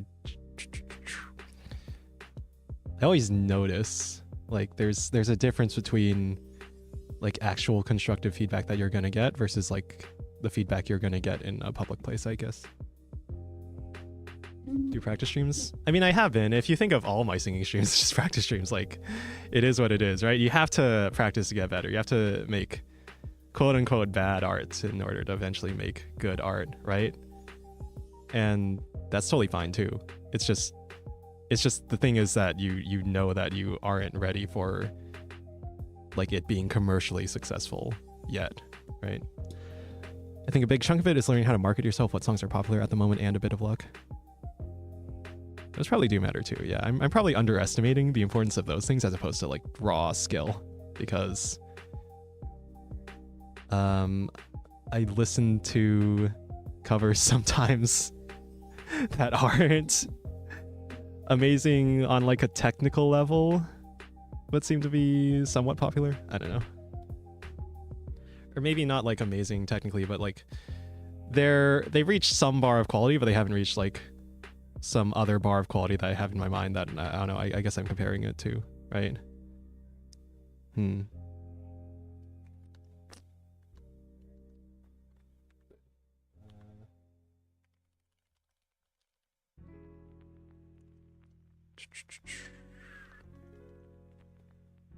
Yeah.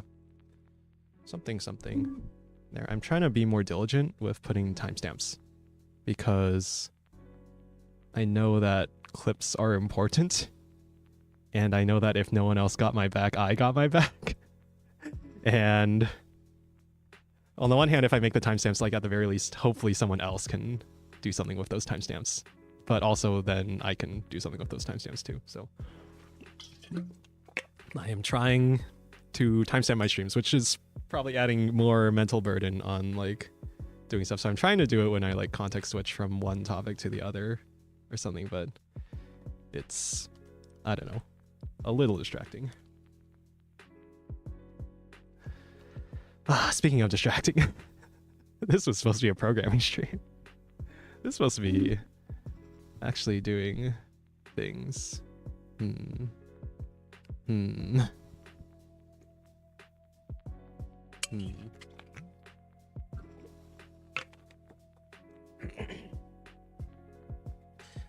think the other thing I think about is with the whole like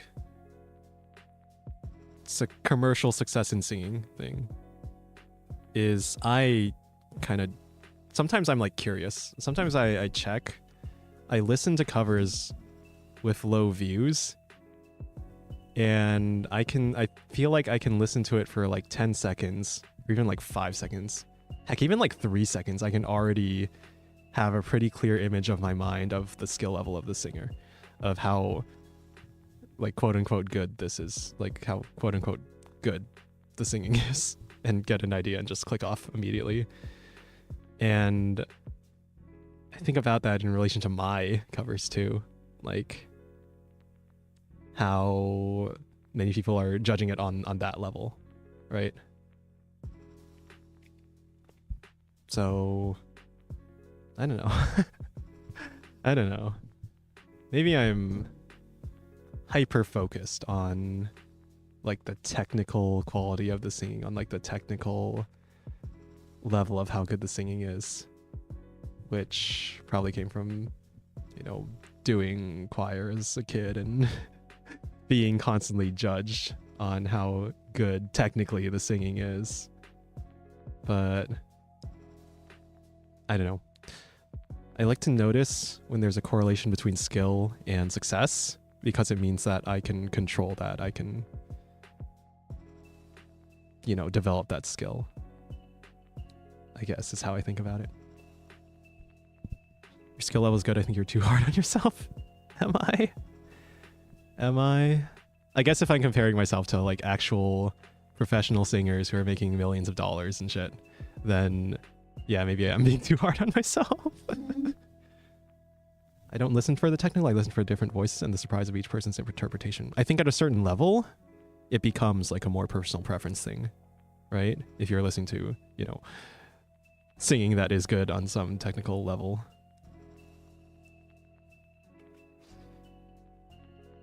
But if you are not at that floor, I guess, then I don't know, I hear it. I feel like I can hear it. I feel like other people will probably hear it too.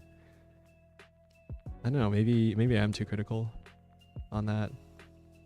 Maybe that's a good thing because it'll let me develop my own singing if I can analyze critically what is sort of wrong with my singing, but then actually work to fix that. But I don't know, maybe I just need more time to work on it, or just to actually like work on more covers and get more practice singing, but also not just the singing part, but the mixing part, the audio part. Most listeners are not voice coaches. That is probably a good point. But I think on some level you can tell like a really good professional singer from an amateur singer like me. Like me. Even without like serious technical knowledge of singing and what, you know, you have some instinctual idea of what sounds good and not strained and versus what sounds you know, unrefined, unpolished. It's a good trait to have. I do way too many takes until I'm happy with something. It's just not great for the mental. That is a good point, the mental side of it, right? If I'm too hard on myself. Like, can I take this perfectionist mindset and turn it into something valuable by detaching from it emotionally and just analyzing the voice objectively and logically? I hope so. I hope so, but it could also be holding me back in some ways. If you got a background in that, maybe do more analytical reaction types to covers and original songs. Few people doing that, and it's always fun. I did the one stream where I was like listening to Otto and trying to recreate it. So maybe I could do more of that. Yeah, but again, like I feel like my hobbies are so diverse that it kind of is limiting me in some ways. Like I have to spread out the XP gain over the different skills that I'm trying to learn, right? But I do want to keep singing and trying to get better at that as well. So I don't know, maybe I just need to take it less seriously and just have fun with it, right? If you have fun with it, you'll do it more. But I worry for like the hours in the day that I have for, I don't know, pursuing these things. But maybe I do have time. I don't know.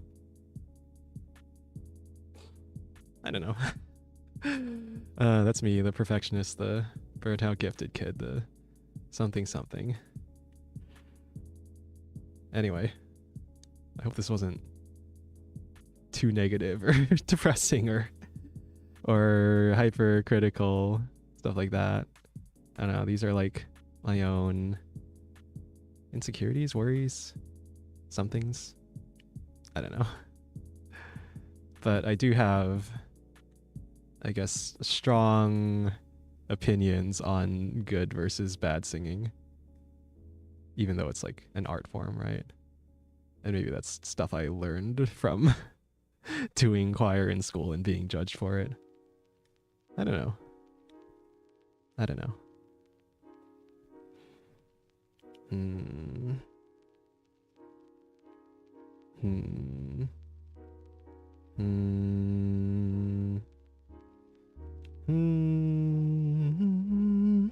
I guess what my hope would be is that I can be my own vocal coach with my knowledge and awareness of it.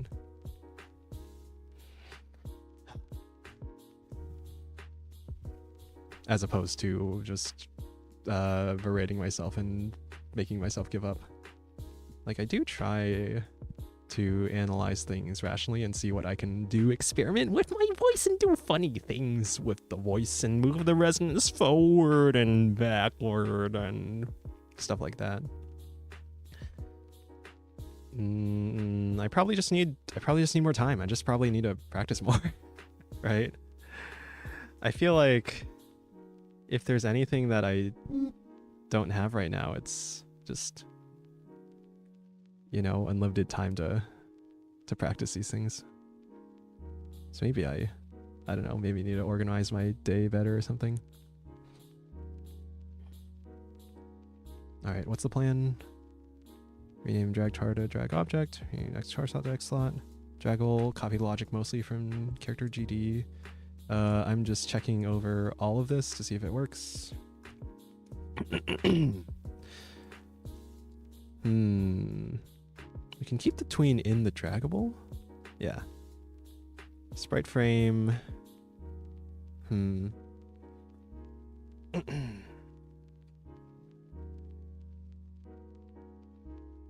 Probably want to need a signal for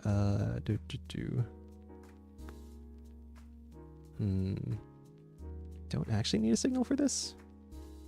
For on pickup, for like on start drag and then like end drag.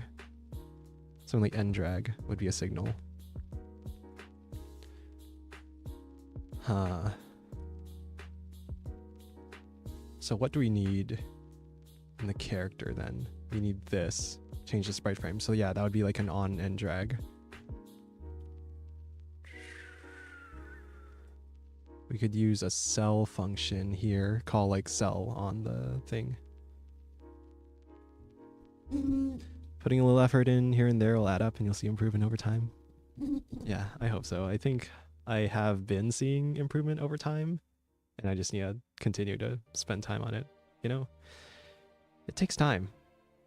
It's the whole like overnight success in over the 7 years in the making. Yeah. Overnight success, 7 years in the making thing, right? Auto reached where she was because she spent her entire childhood practicing, right? She didn't just like wake up with a perfect voice and extreme talent at singing, right? She practiced that skill. She built it up over like through childhood until her like debut before she was even 18, right?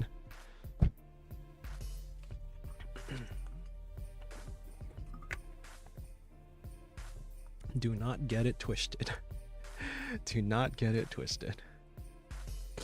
The cell thing.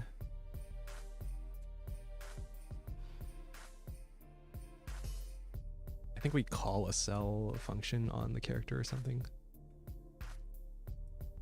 But the character slot thing. Oh. Huh. There's like an on exit tree signal, isn't there? We could use that to set the current character slot or the cur slot. So this actually needs a reference to the cur slot, doesn't it?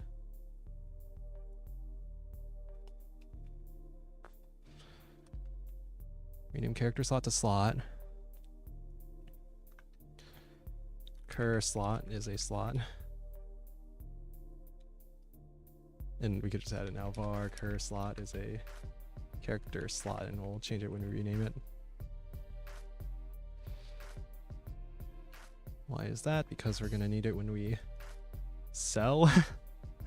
When we sell.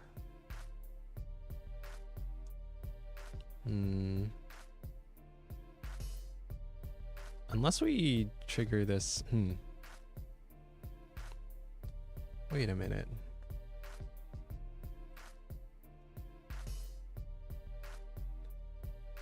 Where else do we reference cur character slot? I'm gonna get rid of it. And in update visual position, so we still need... Do we still need the character to have a reference to the cur slot?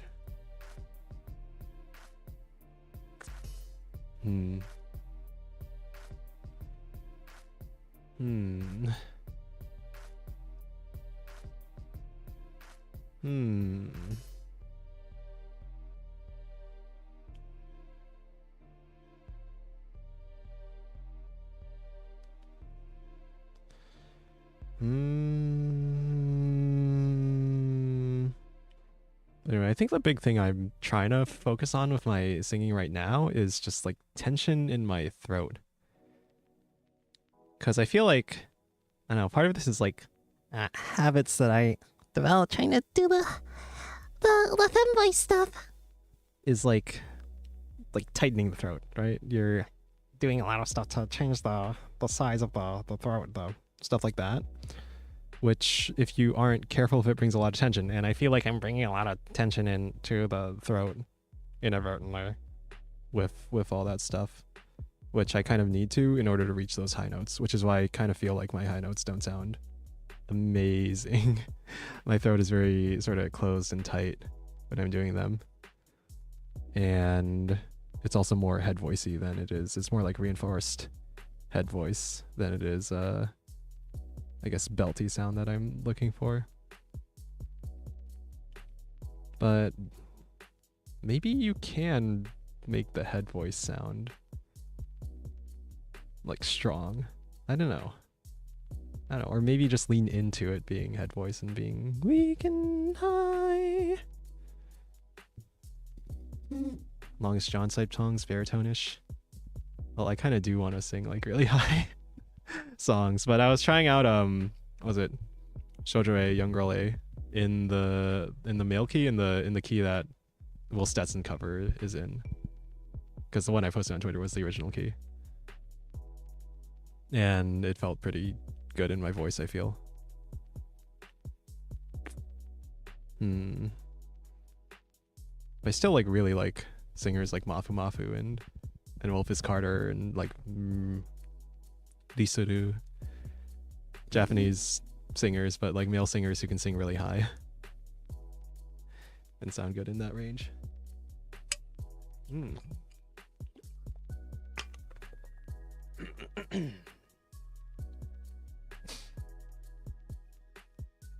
How and since how long have you been practicing Japanese? I want to say, wait, oh god.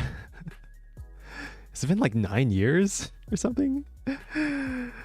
9 years of learning to read and understand Japanese, and basically no time spent actually speaking Japanese. Nakara zenzen hanasenai.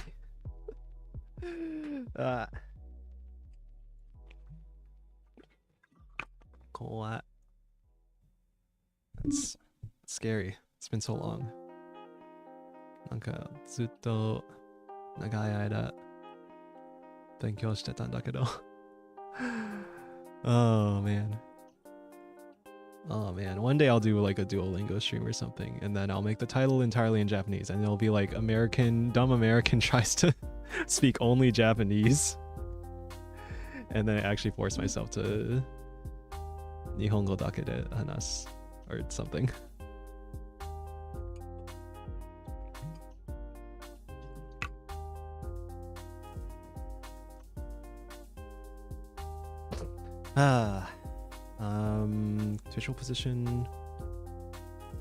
Visual position, make separate script that follows thing. Getting a little tired. Even though we've done like barely any actual coding. When I sing, I imagine the chest voice in my chest and the resonance of the high voice around my forehead and lean into it. Hope that makes sense, but yeah, there's a lot of exercise you can do to decrease tension. Yeah. Thanks. That helps. The forehead, actually. I feel like...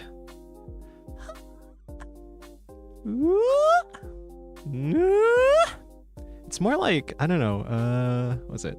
I guess I feel it like from the nose area, or like above the nose area of it. I don't know. These are all very feelings-based, unscientific kind of ways, but I think tone placement, describing tone placement in this way is actually pretty useful, so I don't think it's like bad necessarily. Sing a lullaby. Silent night, holy night. Nose forehead area. Yeah, something like that.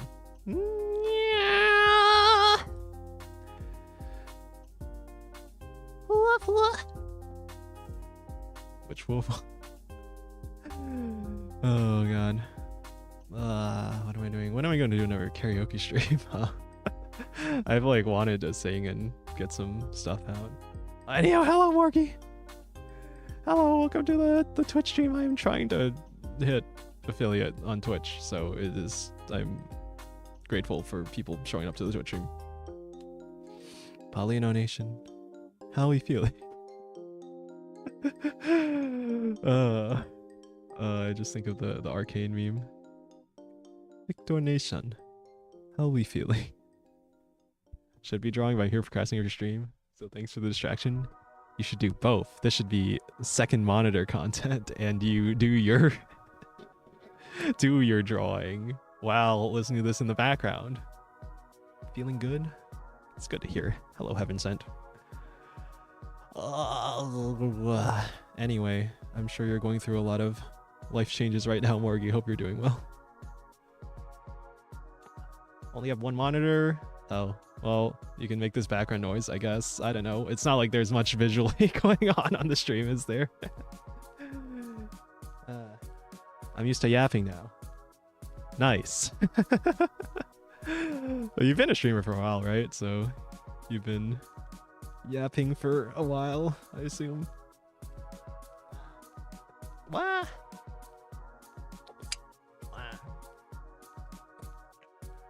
Certified yapper. This is a certified yap.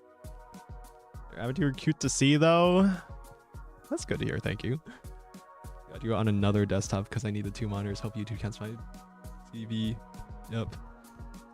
Oh yeah, that's a good point. Virtual monitors. I used to use these like all the time. Here, virtual desktops. You press Windows tab, and then you add a new desktop, and then you control Windows arrow key to quickly switch between the virtual desktops. I used to use these all the time, but now for some reason I don't know. Maybe I should use them. Actually, if I'm trying to like avoid looking at chat, wait, that's perfect actually. Here, show OBS on all desktops. Ah, now I can look at chat and not look at chat whenever I want. Wait, that's so much nicer. Why didn't I think of this earlier? I forgot the art of virtual desktops on stuff. When you combine that for multiple monitors, you got so much virtual screen space. But yeah, consider that. Or, you know, I don't know, have it on your phone or something. I don't know. Not that you have to or anything. Again, if you're here watching, that means a lot to me. That means you are helping me in the algorithm, which is good for the growth of this channel. So thank you. Wow. How does virtual desktops work? It's like a desktop, but it's virtual. Or you can like switch between like an entire desktop, so like a workspace that has all your windows like kept there. Hi Neo, hello. Hello Jack Ratterman. How you doing? The channel must grow. Yes, for the sake of my future and my ability to keep doing this. Don't really watch on Twitch. How's the game going? This stream's been the percentage of actual work to me talking to chat is continually decreasing. Earlier it was like 1/3 work to 2/3 talking to chat. Now it's like, I don't know, 15% work to to 85% talking to chat.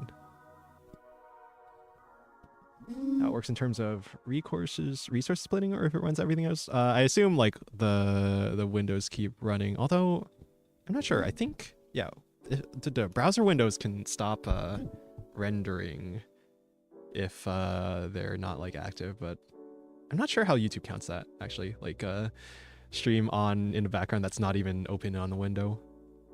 I don't know. But either way, it's probably fine. As long as it's not like completely muted and off or something, then I think it's fine. I'm not sure. But yeah, in terms of resources splitting, like your PC is still doing processing stuff. Press the third icon next to the Windows and the search bar. Oh, right.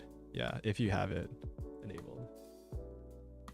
Or actually, yeah, my task view is after the search icon, but yeah, the start menu is customizable and stuff. I use the excuse me, the Windows tab shortcut. Usually. Yeah. Game state, character slot, draggable, visual position. Oh right, I was looking over the entire character script to see if there's anything that would cause issues. But I guess we should just start doing it and then going for it. Do we turn these by things into like functions? Set info z index. How do I find it on Windows XP?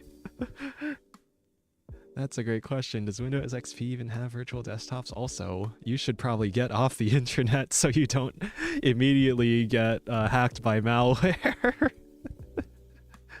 Running an ancient, unsecured operating system on the internet. Hopefully in a virtual machine.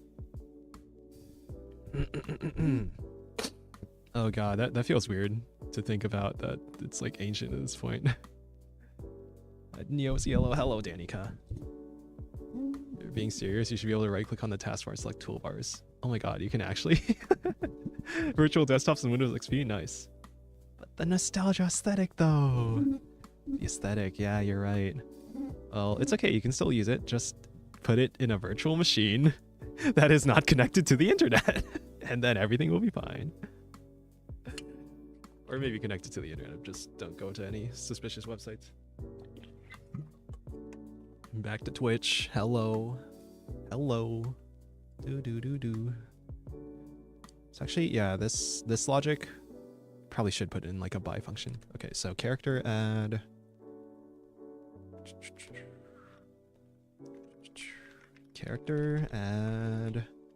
by cell functions.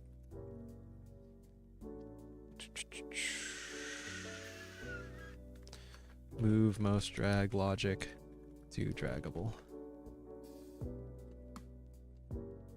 What signals do we need?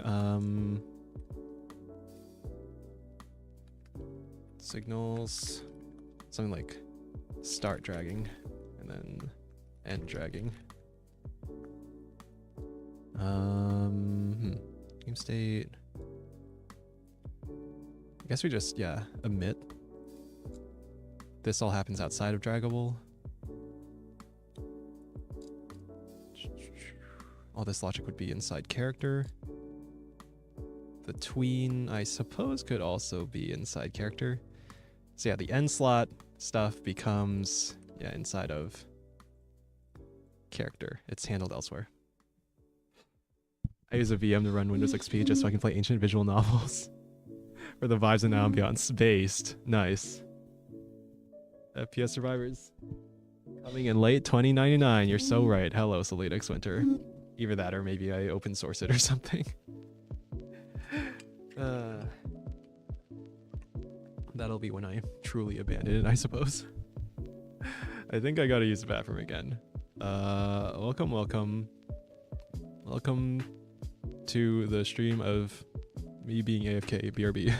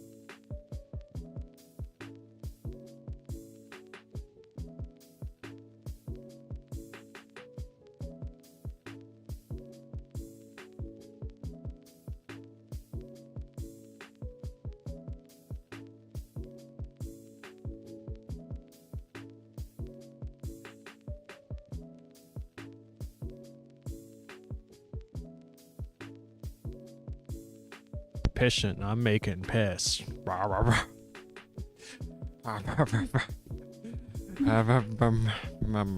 Okay. Just everything. Start dragging signal, end dragging signal. I'm probably overthinking. I should probably just start writing code already.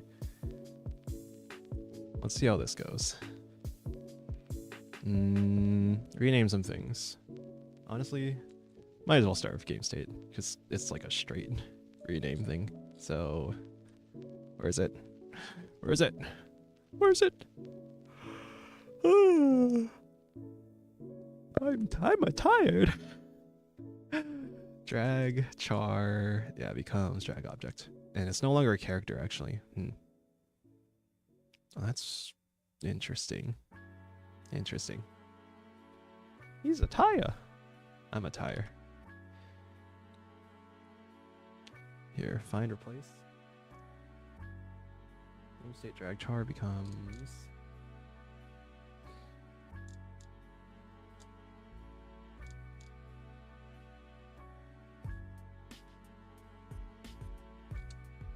Yeah, do we actually want this? Let's see. Drag.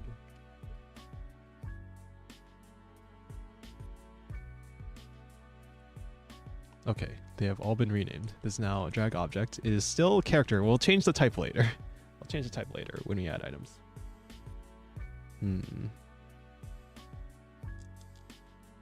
Also, let's hide the get Pomo text.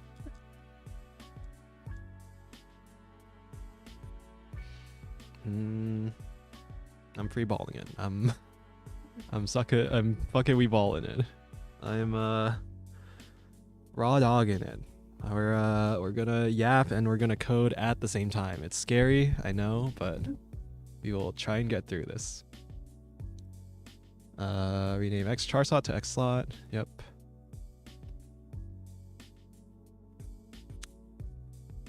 Actually, if I just search for all.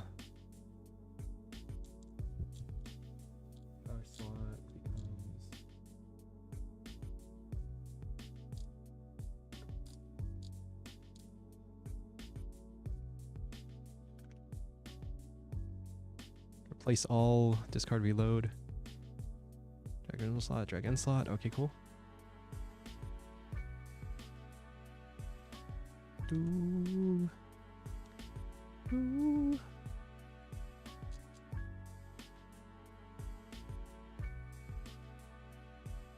Also, this, I think the get branch we're on is weirdly named, but whatever.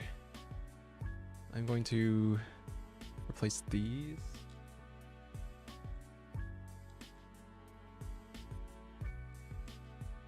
Wait, we have a character slots class?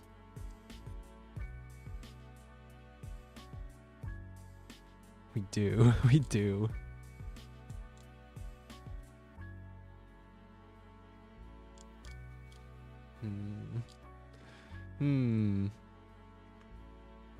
Well, I'm gonna replace all. Effort Weeball. Well.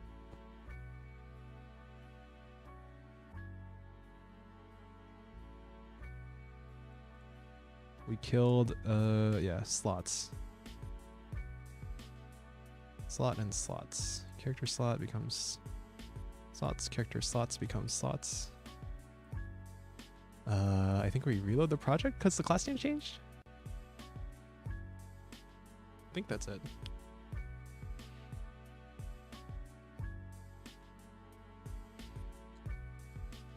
Okay, no more errors. Teehee. Teehee. Scene still called character slot, whatever, we can rename it eventually. Someday. Alright, I want to end the stream in like 45 minutes so I can take like potentially a nap and then get ready for the collab. And also, yeah, I've been expending mental energy between yapping and between actually trying to code some stuff, but mostly yapping. So I am getting a little tired. Not that I want to have a stream be this short, I guess, but I'm just a little tired today. I have been stuffed. My time has been taken with stuff. That sounds so fire right now. I might need to take one. Yeah, if you got some time and you're feeling tired, I think naps are good. I think getting enough sleep is really important, especially for your productivity and your mental health. And I find it much harder to program while tired. So another reason I try not to like push through tiredness too much when working on programming stuff. We got this, we got something. Rename to slot, we did do that. Let's check if the drag object matches the type. So let's just do all the refactoring before we worry about like the character item distinction. And then we add that. And hopefully we can get to that before stream ends. Yeah. Watch me say I'm gonna nap and then I take a nap and then I never wake up. Or at least not in time for the stream of Amanda Splash. Hopefully not. Hopefully not.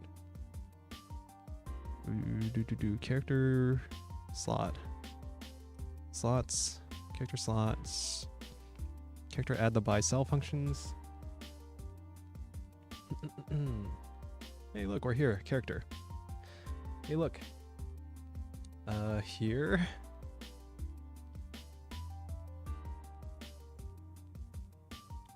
Okay.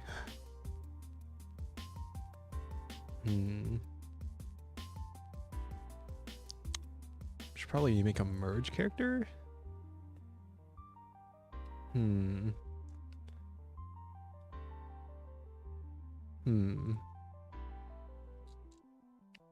Yeah, something like funk merge character. Other is a character. EP o'clock.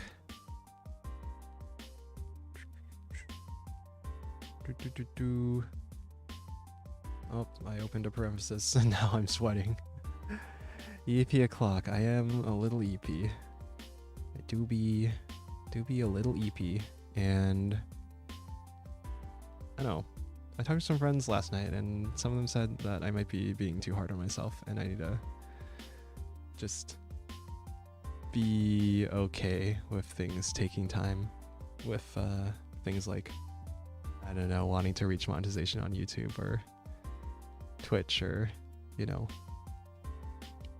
I need to celebrate the small victories but also like notice the progress I am making outside of the external metrics, in terms of skills, in terms of mindsets, and in terms of like, I don't know, being able to yap.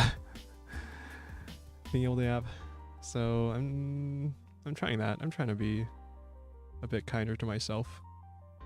And we'll see if that causes me to fail horribly and die. But I think it's probably going to be better for my mental to, I don't know, just take things a bit slower.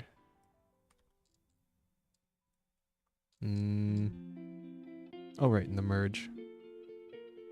Don't die! Don't die! If I die, I die. I can't control the whimsies of this absurd universe. Right? Here, merge. Merge. Character if from shop.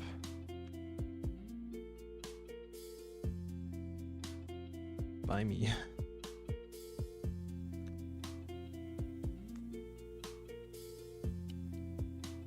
And actually, yeah, I should just, funk buy character. Look, we're doing programming.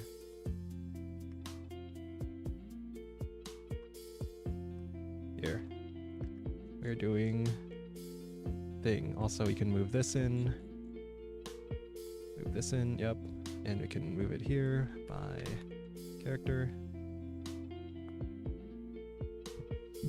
Got me motivated enough to work on my senior project till I go play some tennis later. Nice. Nice.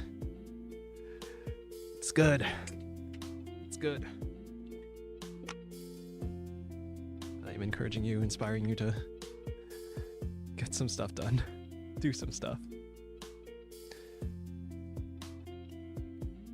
And be mentally healthy while doing so, and finding pleasure in the process and not just the product. And what else was I gonna say? What else was I gonna say? Staying mentally healthy and not dying.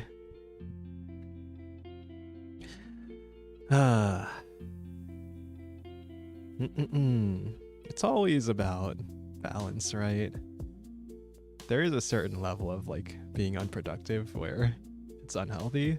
There's a certain level of being overly productive and being overly concerned with being productive that is unhealthy. You might be both, actually. You might be unproductive and overly concerned with being productive, which can also hold you back. So I don't know. I always try and be skeptical of sort of one-size-fits-all advice. It always really depends on your current state. Everything is situational. It's like with card choices in Slay the Spire. Everything is situational. Do you need the poison card right now? It depends on the deck you have right now. So always try to remember that with, I don't know, universal advice stuff that people say.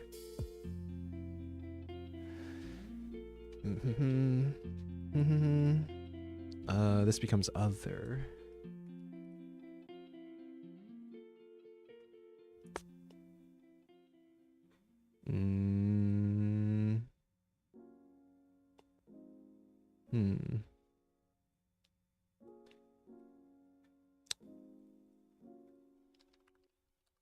I want to refactor this, do something like this.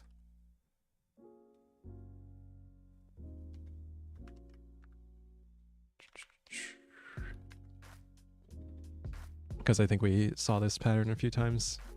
This might be getting too deep into the whole don't repeat yourself thing, but I think it'll be good for understanding. Buy character from shop. Here. This will be merge character, game state, drag end slot, character.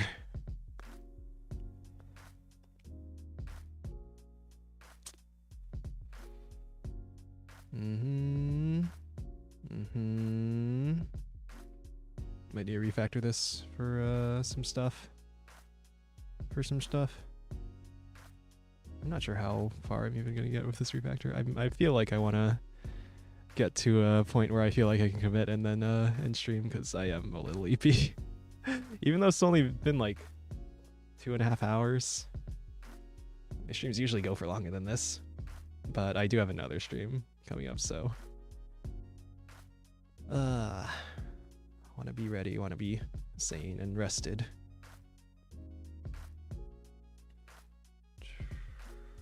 Draggable needs a reference to the current slot, which I did do, yes.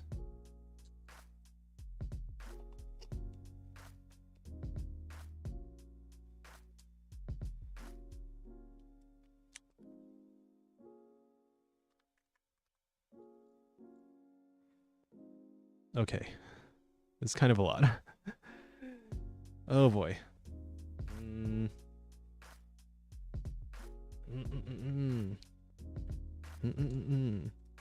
Now, are we moving the position of the slot itself, or are we moving the position of the drag item? In that case, I guess the drag item has to be a node 2D if we're gonna change its position. How else would we do it, though? How else would we do it?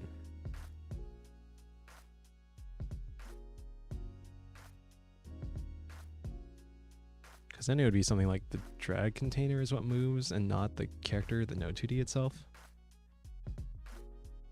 Which is maybe a little weird.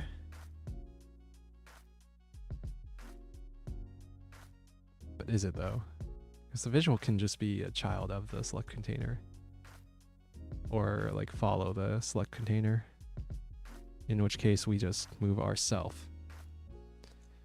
Which I think could work fine. Let's find out. Bar drag initial pause is a vector 2.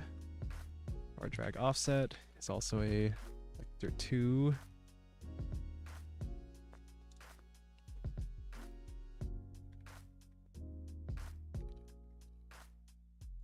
Oh, let's rename this.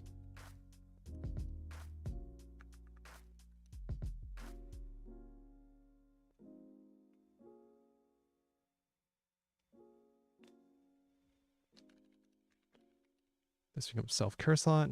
This also becomes self cur slot. Drag can swap. We set here. Hold on. Need some signals, so it'll be like signal drag started. That's probably how we should name it. Signal drag ended. So this comes do drag started dot emit.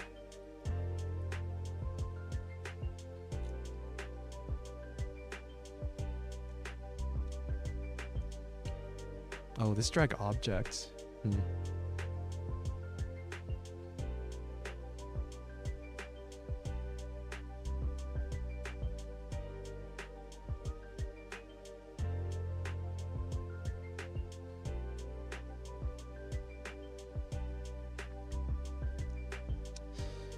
And we could compare, yeah, self dot drag object.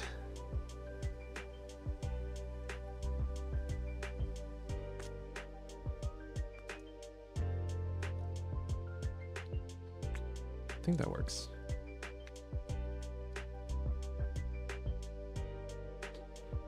Wah. Wah. Wah.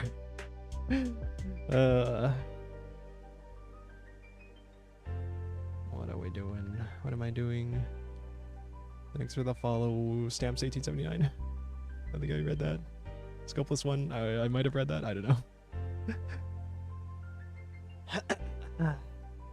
These are from like an hour ago. I don't know if I want to maybe do the Twitch follower notification thing. But if I do, it'll probably be without sound. But then I'm probably gonna miss it if I'm doing, if I don't have the Twitch thing open. Actually, hold on.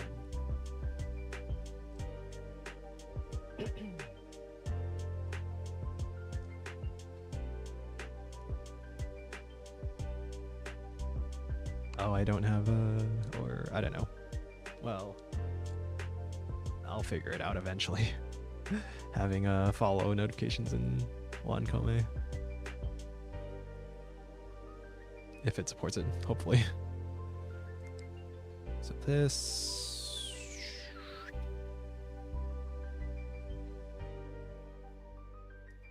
Oh, how am I gonna update this? I guess in process. That's a little weird though. Game state drag object equals self.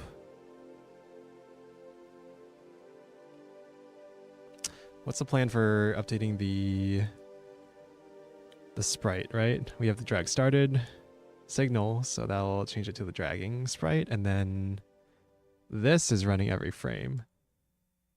So you probably just put that inside of character, right?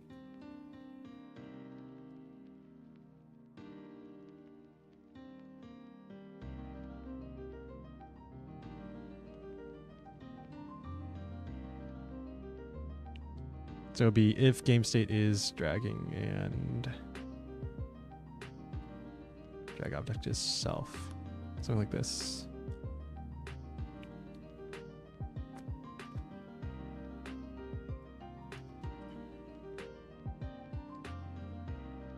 So if game state is dragging and drag object equals self,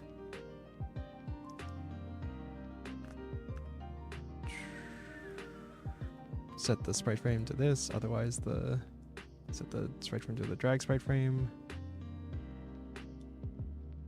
Here, and get rid of this.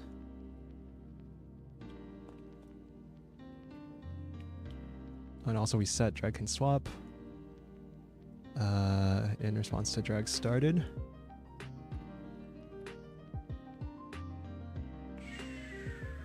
Run next line. Did I take off the... Oh yeah, my expressions are all messed up.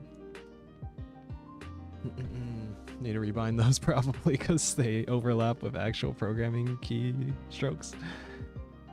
Run next line.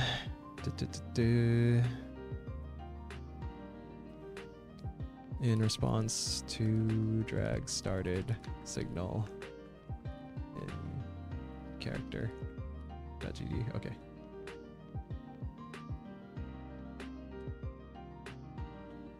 Okay, this becomes drag ended.emit.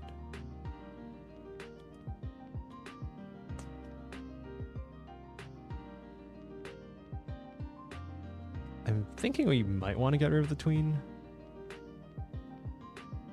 I'll probably just keep it though.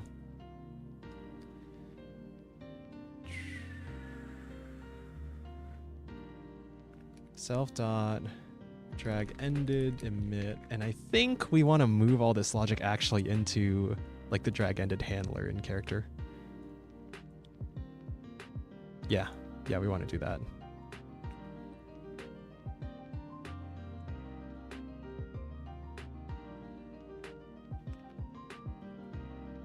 Handle drag ended, something like this.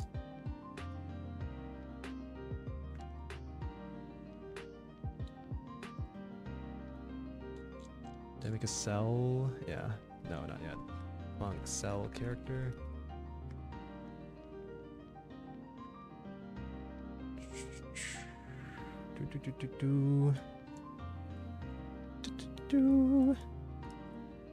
Ah, finally, actual programming, not yapping with chat.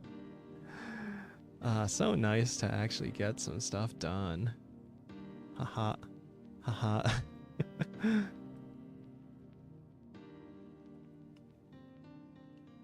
This comes handle drag end. Okay, this is handle drag ended. If we're dragging the cell button. Also, hold up. Indraggable. Okay. Probably emit drag ended before setting drag object to null. So then we can reference the drag object to check if we are the... Oh wait, no.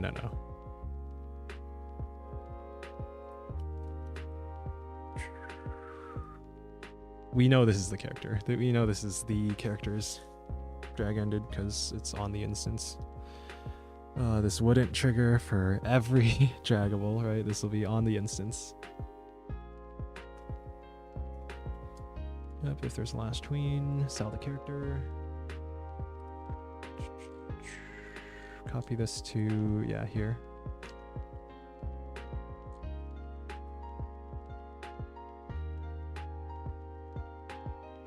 Self-sell character. Okay, end slot, we merge character, else, drag end slot. We're dragging to an empty slot. Sorry to bug, is there a way to change language in one oh, or should I say English guide? Yes, there is a way. I'm not sure where it is actually. But I can read Japanese, so I was able to navigate the language. I don't know where it is on like the setup.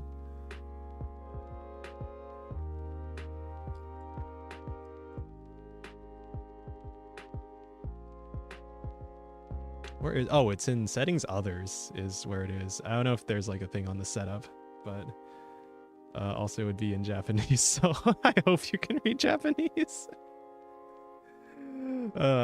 But yeah, there's definitely a language setting. Probably look up a guide if you can't read the Japanese.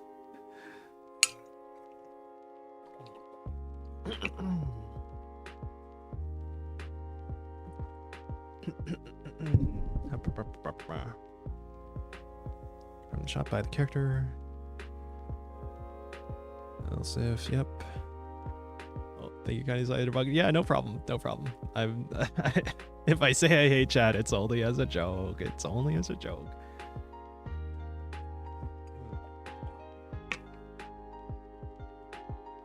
It's joke. Teehee. Smile.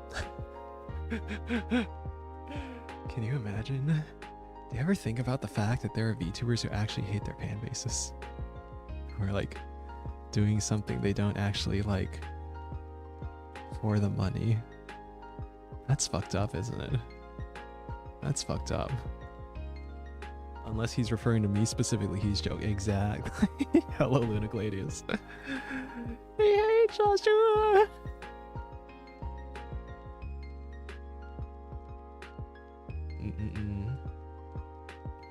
I guess since I'm a male and I'm kind of just doing my own thing, I don't have to worry that much about, I don't know, potentially doing a thing I hate for the sake of getting more numbers. Right? I don't know. I don't know. Because either way, my audience is going to be sort of different from whatever I guess you would think of as popular VTuber audience or whatever. I don't know.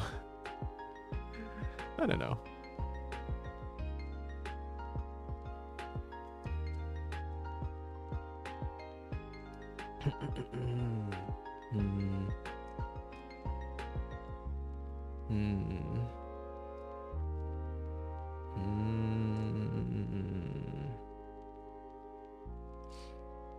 This character needs a reference to the draggable, yeah.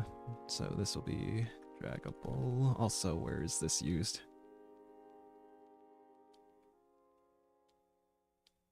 Oh, I should move this stuff into here, into draggable, yeah. Self dot. I'll see what cursor shape.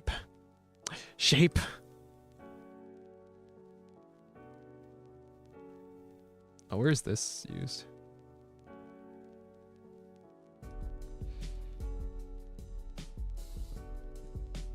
Oh, I should probably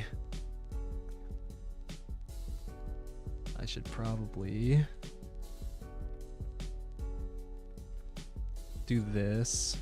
This becomes self mouse filter.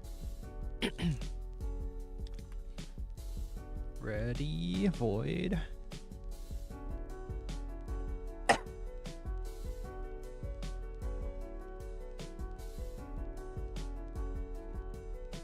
Yep, move that over, okay. Making a lot of changes without running the thing.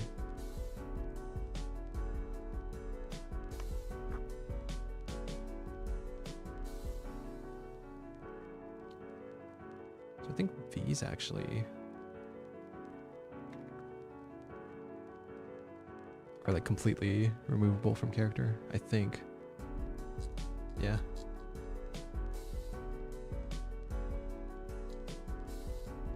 Free balling it. Or fuck it, we balling it.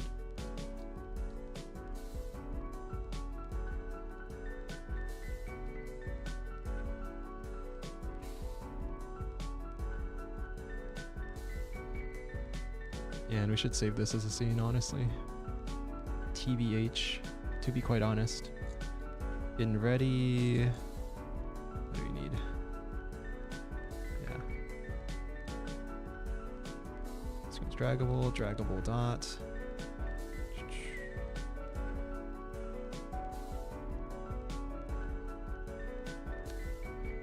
Right, we're going to do mouse over changed. Connect to a function that changes the sprite size. I don't know where I put that though. Uh-oh.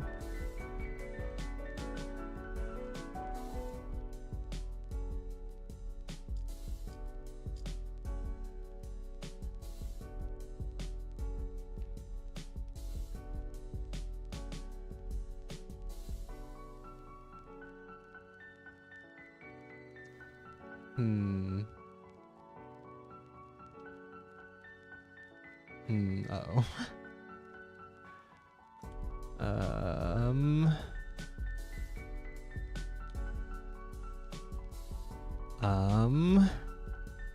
Uh-oh.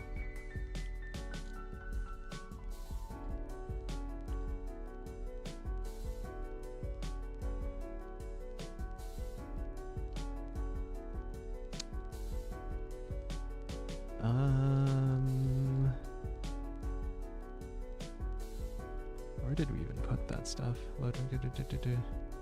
I think we just deleted it. Thankfully, we have version control. So I could get diff and look at it. If I was in VS Code, I could... Let's see. Diff, character... Yeah, okay. Here, get diff. We find the thing for sprites on mouse over. Assuming that I actually did. Wait a minute. Oh, we just deleted, yeah, mouse over changed or something. Wait a minute. Wait a minute. Mouse over scale. Mouse over scale. Oh, wait.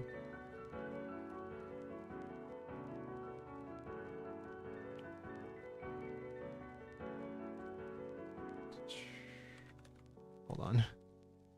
Get diff, character GD. Mouse over. Oh, here it is. Okay, found it.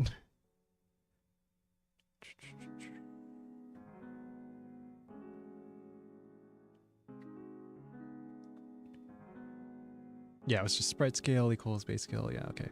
All right. Sprite dot scale equals.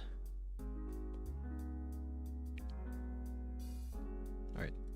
If is mouse over sprite scale equals base scale times mouse over scale.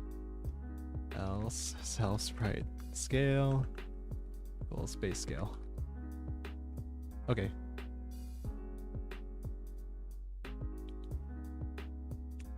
Global signals character tooltip opened. What happened here?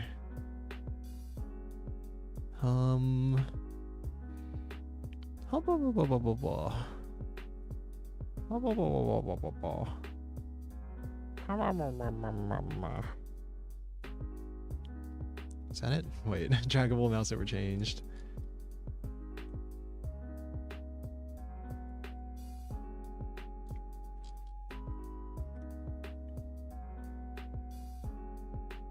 What actually happened? Not resolve external class member.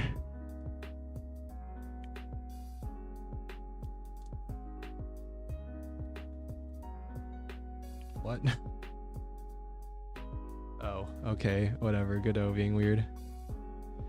Godot engine, how could you do this to me? How could you do this to me? Anyway, I do have another tangent that I didn't tangent on yet. I got a hand-me-down iPhone. I have sourced the iPhone 10 with the Face ID, with the face tracking. I'm not using it right now because I don't have a long enough charging cable to have it charging while on my desk right now. So that's the only reason I'm not using the iPhone right now. I have everything else set up. So that is all.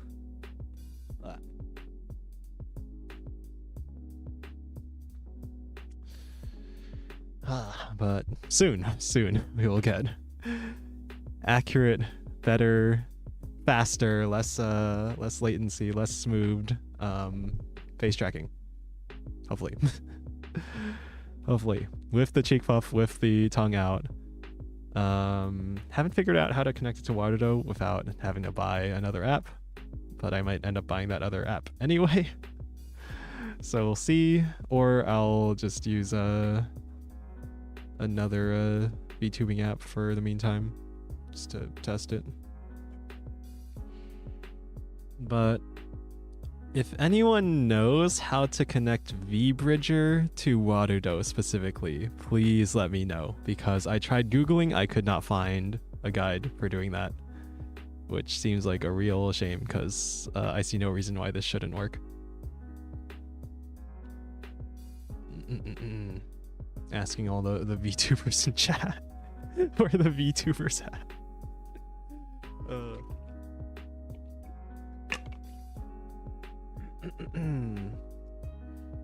Alright, we did mouse over change. What else we got? What else we doing? Dragable. Start dragging, end dragging. Okay, so draggable start. Yeah. Or yeah. Draggable dot start. Yeah, drag started. Or yeah, we named it that. Dot connect. Punk.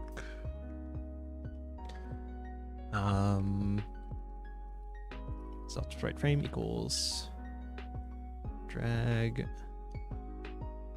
Actually, no, we don't need this because, oh wait, yeah, we don't need this. We need something else actually. It's gonna be this.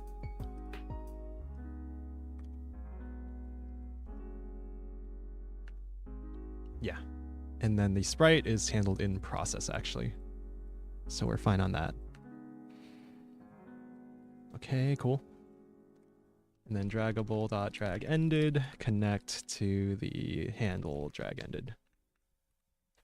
That is all. And stop sweating. I'm a sweaty, sweaty dog. Dog with cat ears. Dog with the cat ears. Okay. I'm sure I'm missing something. There's like almost 0 chance this runs first try, but let's see anyway. Okay, char draggable. Ah, okay. Here's what we can do. Well, I'm not sure I like doing it this way, but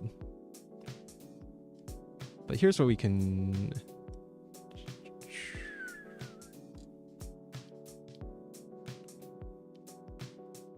Actually, you know what? Char.draggable dot is, yeah, or draggable. That's a little awkward, but sure, why not? Draggable.draggable. Why does the draggable have a variable called draggable in it? Who knows? Who knows? And then also, same thing, yeah.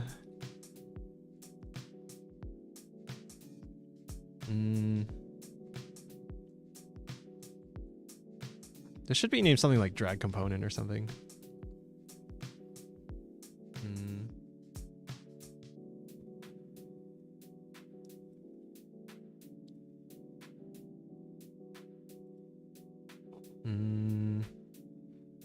You know what? I like that name better. Yeah, we'll name it drag component. All right, drag component. Drag component. Drag component. And then comment manager becomes char drag component draggable, char drag component draggable, find draggable.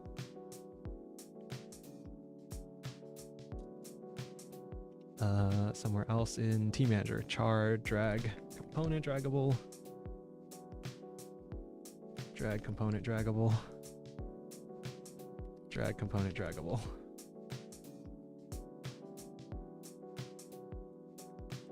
Is that it? Let's see. Ah.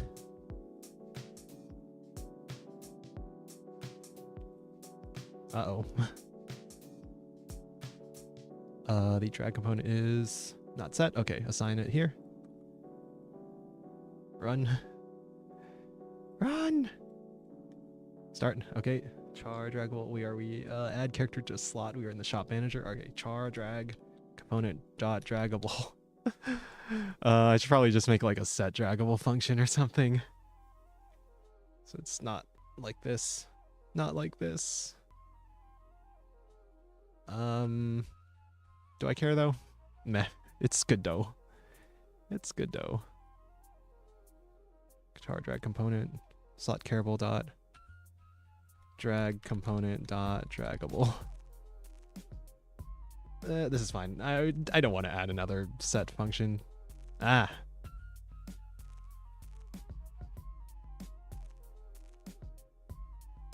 Key character name other dot character name on a base object of type nil. Oh. Oh. Oh.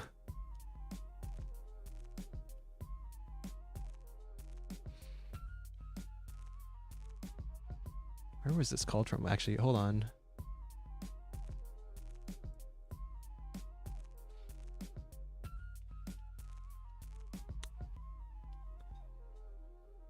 On container mouse entered, if game state is dragging, game state drag in slot.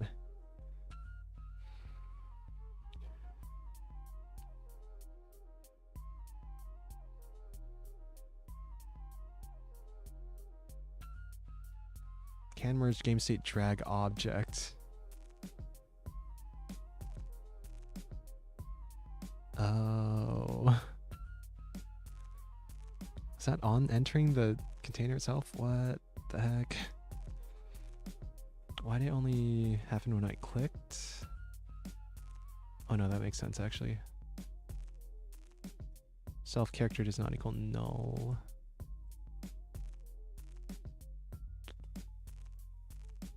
This is on the first frame, I think. Or something. Oh, that's weird. Well, either way, if we're can merging against null, then we should return false.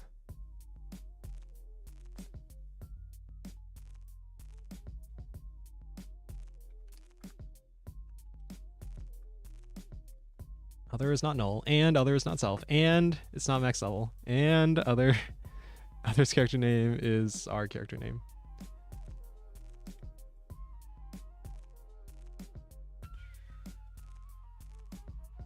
We order char.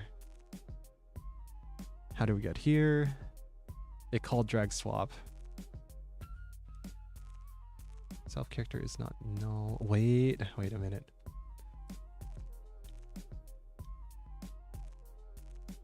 In character, I think.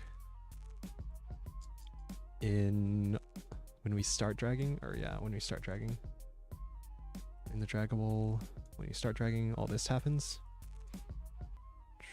Drag object equals self drag object.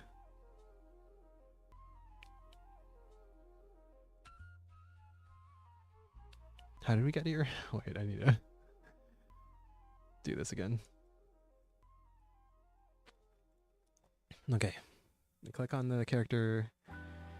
We entered the container. This is the character slot.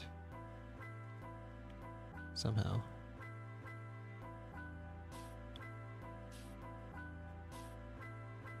We can swap and our character. Oh, wait, it was the cur slot. Yeah.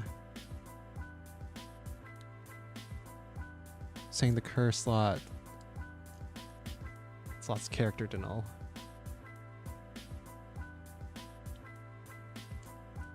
Do I even reference this? Yes. Inside draggable.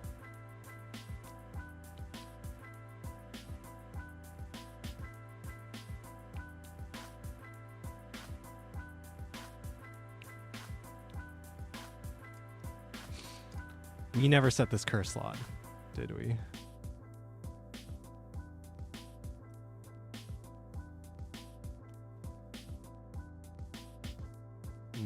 This might be a little ugly. Yeah, this might get a little messy. That slot, cur character slot equals slot, and then self drag component dot cur slot equals cur equals slot. Yeah, this is gonna get a little messy. I think it's a little messy. Well, let's just see. Let's reload and see. If this works, I'm just gonna commit an end stream probably. Okay. Nope, not yet. Okay, reorder char.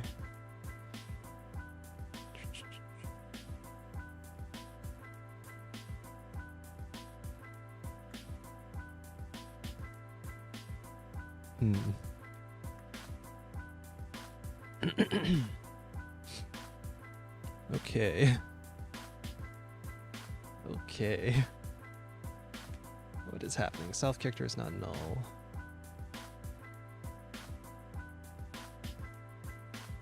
What actually is happening here? On character mouse entered, or on container mouse entered. This is the character slot of the slot here, chat. Be my rubber duck. We're rubber duck debugging now.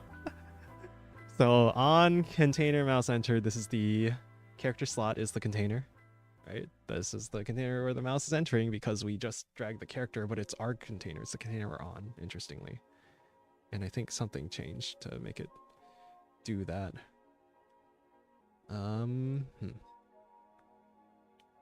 We called drag swap.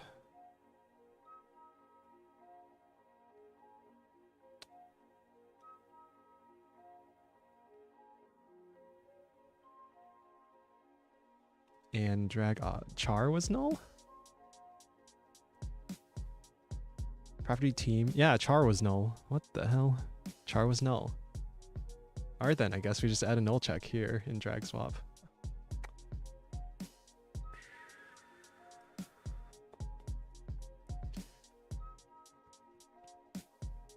Why is game state is dragging true and game state drag object false at the same time? Hold up. Like a weird Luna Gladius quote. Sure, shoot. So why is game state drag object null and is dragging is true? Drag object is null and wait a minute.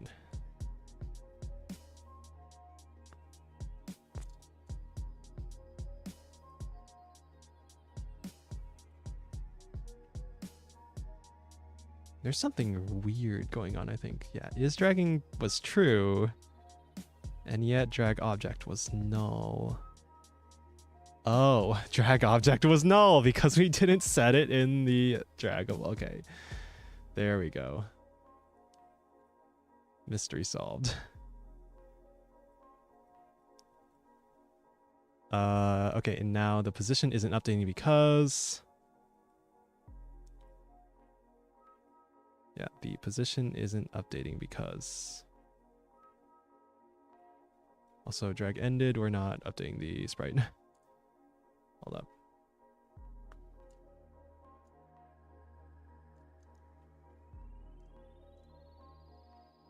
Self sprite dot frame equals idle frame sprite frame. Yeah. Human dairy industry is an untapped niche. Me. Me. Yeah, there's clearly demand. I mean, did you see that one Blizzard workplace lawsuit involving? Oh God, I shouldn't.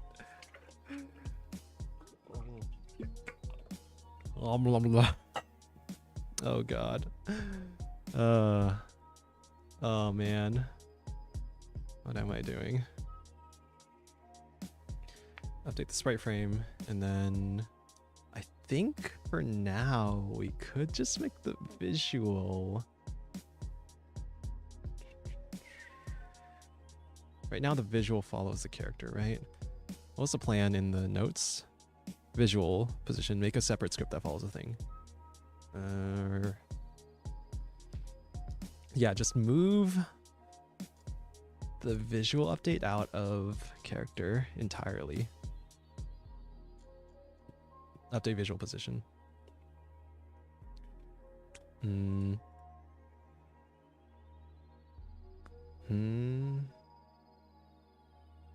Although, yeah, if this is happening every frame, we probably want to do this every frame in here too.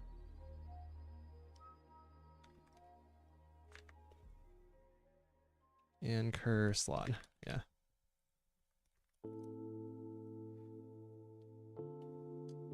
Yeah, do that. You're entertaining my insanity is what you're doing. Yeah, entertaining. I entertain you, you entertain me. It's mutually beneficial. Hopefully. Maybe. Something like that.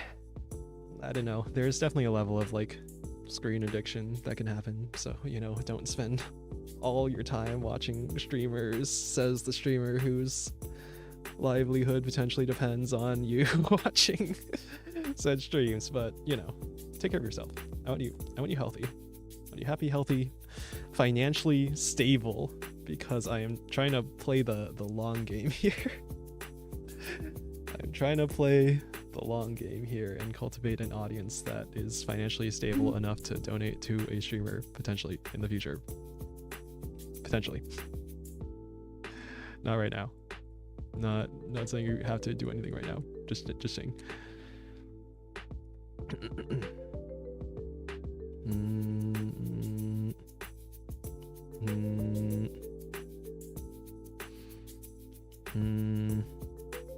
That game state is dragging curse a lot. Okay, so set the. Yeah, we're in draggable. Yeah, okay. This is the draggable script. This sets the position of this box actually. This add a script. Visual follow .gd, something like this. A little weird having a no 2D following.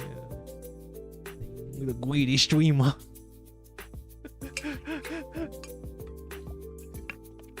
I would never beg for money, please.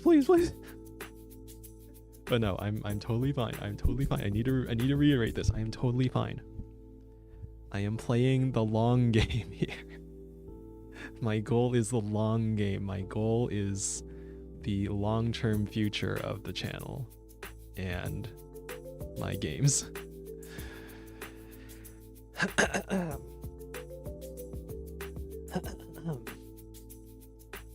And of course, if you can't donate, then you watching is helping because, well, algorithm and potentially future ad revenue, right? Right?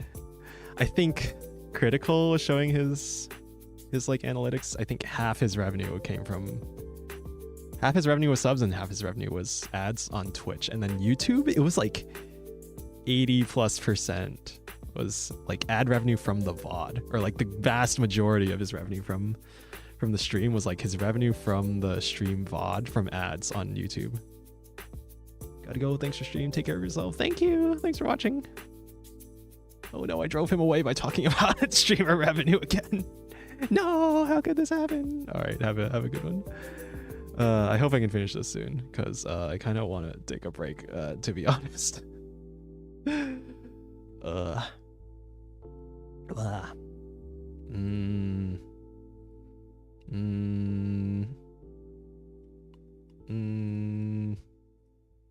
is a lot. I'm playing tennis now. Nice, have fun going outside and touching grass and getting physical exercise, which I should probably do. My friends have been playing basketball occasionally. I've been joining them sometimes, so that's been good. But I feel like I need to get back into a workout routine because I've been off it for a very long time, and I asked for those gymnastics rings on my throne that someone gifted me specifically so I would exercise more, and I kind of got off of it, but I'm hopefully gonna start again soon. Hopefully, maybe, hopefully. Have some coffee. I try to stay. I'm off caffeine right now, actually. Yeah, I haven't had caffeine today. But yeah, I try not to do too much caffeine. Because, I don't know, I guess I don't want to get offended on it, and I hate the crash afterwards. I think oftentimes I feel better. I guess tea, I'm fine with tea, but like I hate the feeling of the crash afterwards. I'd rather be like slightly less energetic for a longer time than to have more high energy for a short time and then crash afterwards. What am I missing? What were we doing? The visual. Yeah, the visual. We want the visual follow thing. So export var follow target. And I'm just gonna untype it because, well, actually no, it needs a type. It needs to be either a node 2D or a control, but those are two different things. I guess we'll make it a control since this is what we're using it for. Update visual position.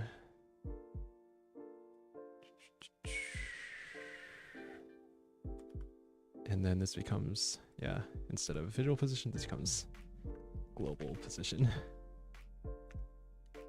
And then we need the offset, and we need Oh, wait.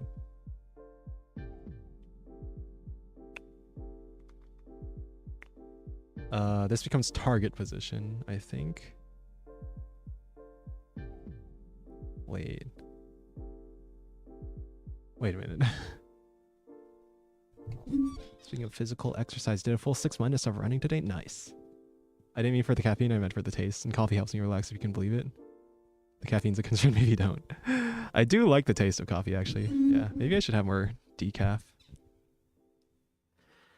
Oh, it's nice. It's nice. What the hell is this code? What the hell am I looking at here? Update visual position. Visual position plus equals this, and then we set... Oh yeah, that is just the global position. Wait, but then...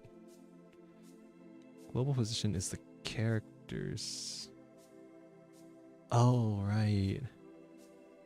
So then it becomes the follow target, yeah. Equals follow target global position minus self dot global position.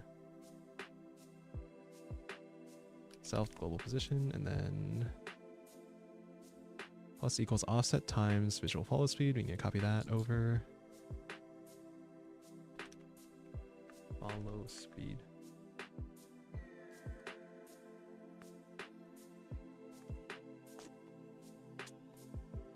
And then what is this? Visual dot global position equals visual position. What the hell was this? But that's just self, is it not? But then visual position. Oh wait, no, we said it. Yeah, okay. Because it was something dumb like, yeah.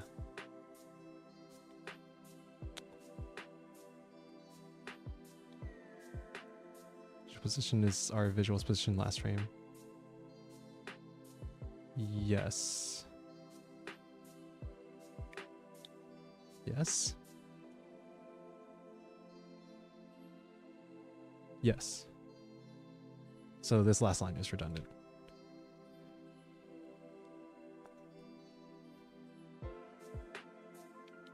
Okay, I think that works. Assign the target is the draggable. We can get rid of update visual position. We're just not updating the... Yeah, we moved this over to draggable. Here, yep. Can just get rid of update visual position and then stop calling it in wherever. Process. Can't speak. Okay, should work. Hopefully. Oh boy.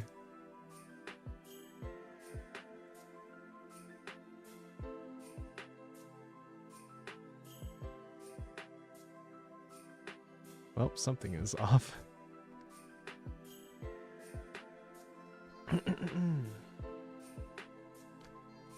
Also, BGM. Thought we said this looping on.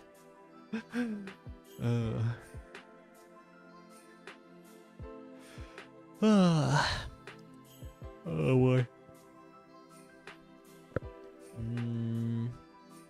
Wait. He may. He may.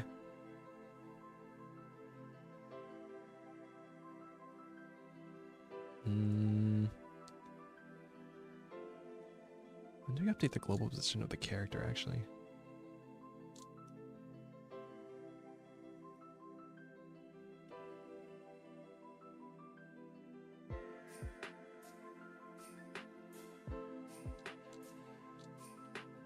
And do we ever...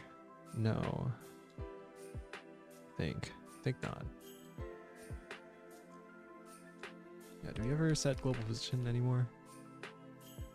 Oh, in the tween. Oh, in the tween. Tween property. Oh, this becomes the drag component because that's what the visual is following.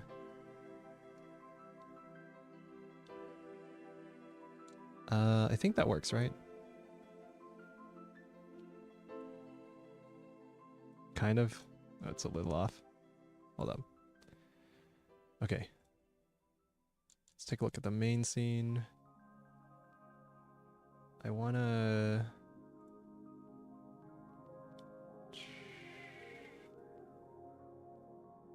Where's the like show debug thing? Is it in character?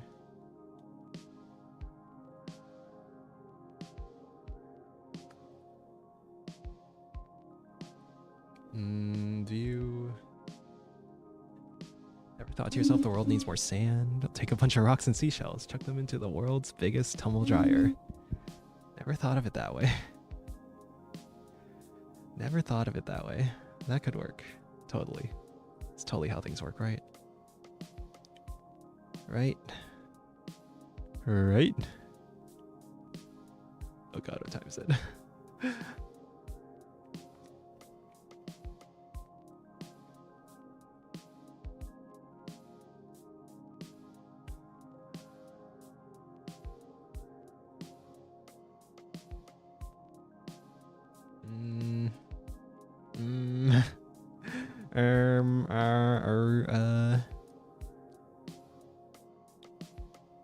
Where was it? I remember enabling it.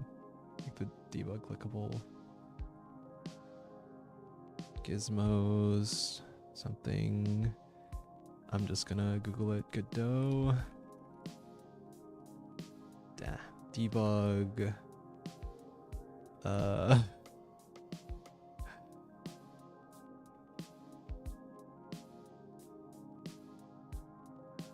or oh, it's kind of weird because it's not exactly like a button or anything. I forget where it was. Oh, gonna have my birthday in April be Halloween themed, cause screw you only get 1/21st, and April is Southern Hemisphere autumn. Nice. Halloween any time of year. Halloween whenever. You have the freedom. You can do whatever you want within reason and the limitations of the laws of the universe.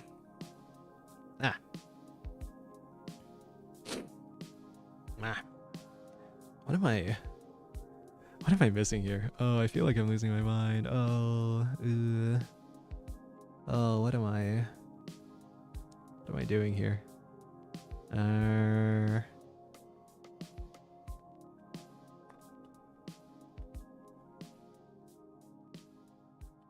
forget what it was. There's definitely like a thing that let you see these things. See the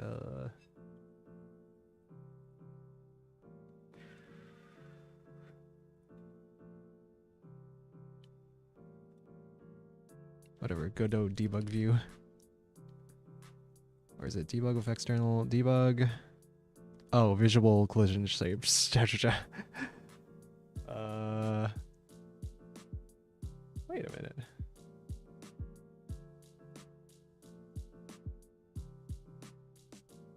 Collision shapes and raycast nodes. Oh, but these aren't collision shapes, are they? Yeah, these aren't collision shapes, are they? They're controls. Oh, frick. Oh, no. Well, it seems we have some complications. So the visual follows the draggable,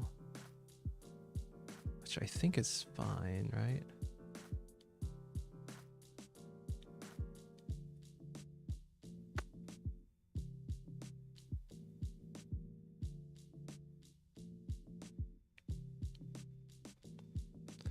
Oh, it's the tween. It's the tween, isn't it? It's the tween.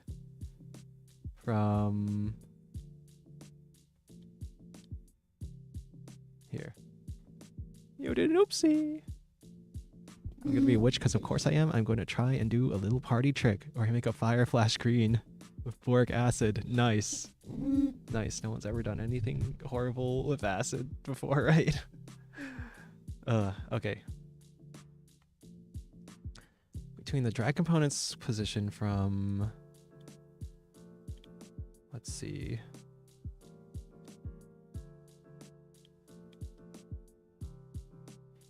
between the drag component's global position to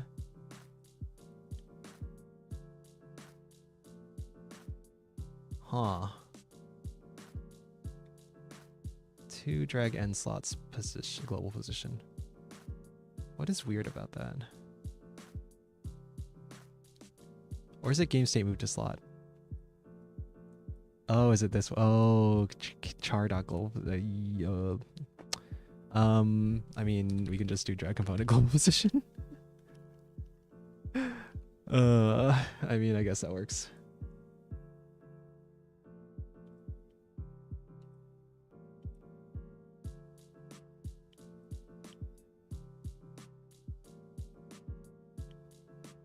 Okay, well, it kind of works. There's a little bit of weirdness, but also the enemy sprite is offset.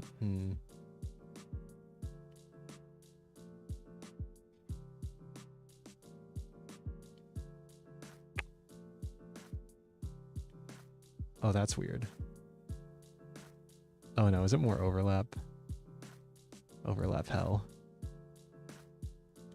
Something like the left of the slot is doing that.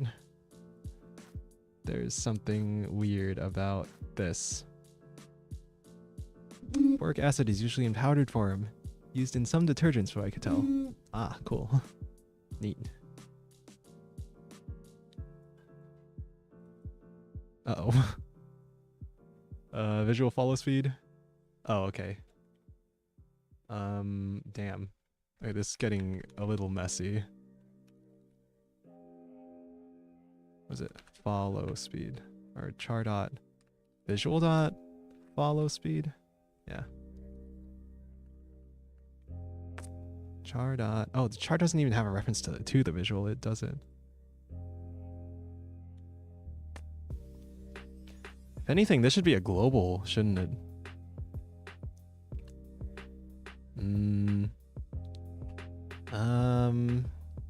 Should it though?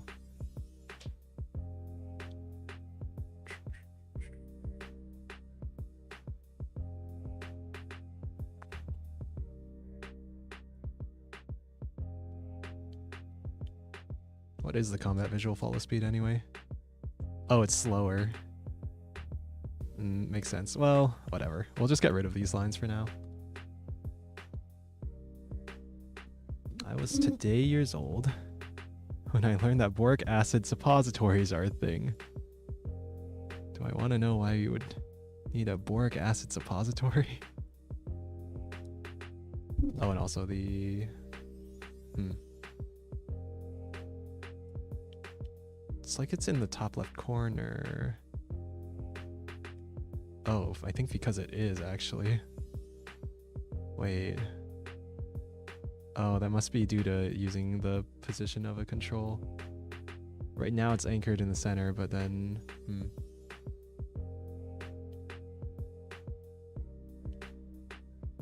Oh, okay. When it's not draggable, it's like in combat, then it gets put in the wrong place. Also, there's a problem with the overlapping somethings. Some kind of overlap.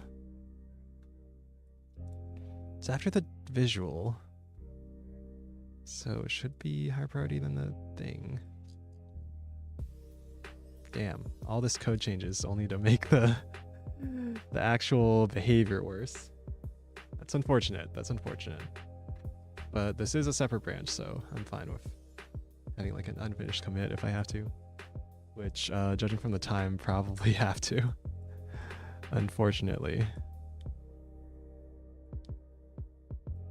Oh, why is it selecting jelly there?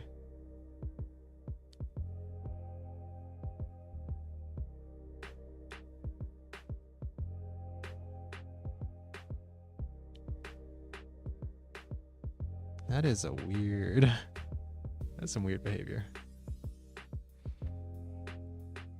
Process. If not draggable, return. If... Actually, this should be above. Yeah, there. That's probably why.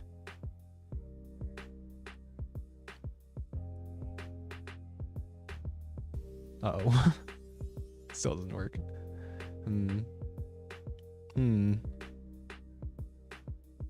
I like the rain, but not when it soaks my sheets. Oh no. Okay, when it starts combat, That's probably in Comment Manager, right? Slots set car pause. Oh, we set char global position. Okay, yeah. That should be char dot drag component global position.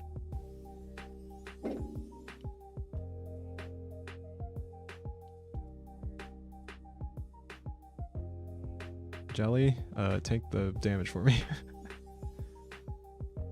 Okay, so that's fixed.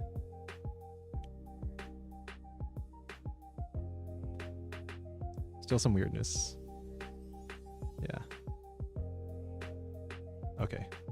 I'm satisfied with this for now, because I think I need to take a nap and get ready for my collab, my stream. Also, hello, Tony.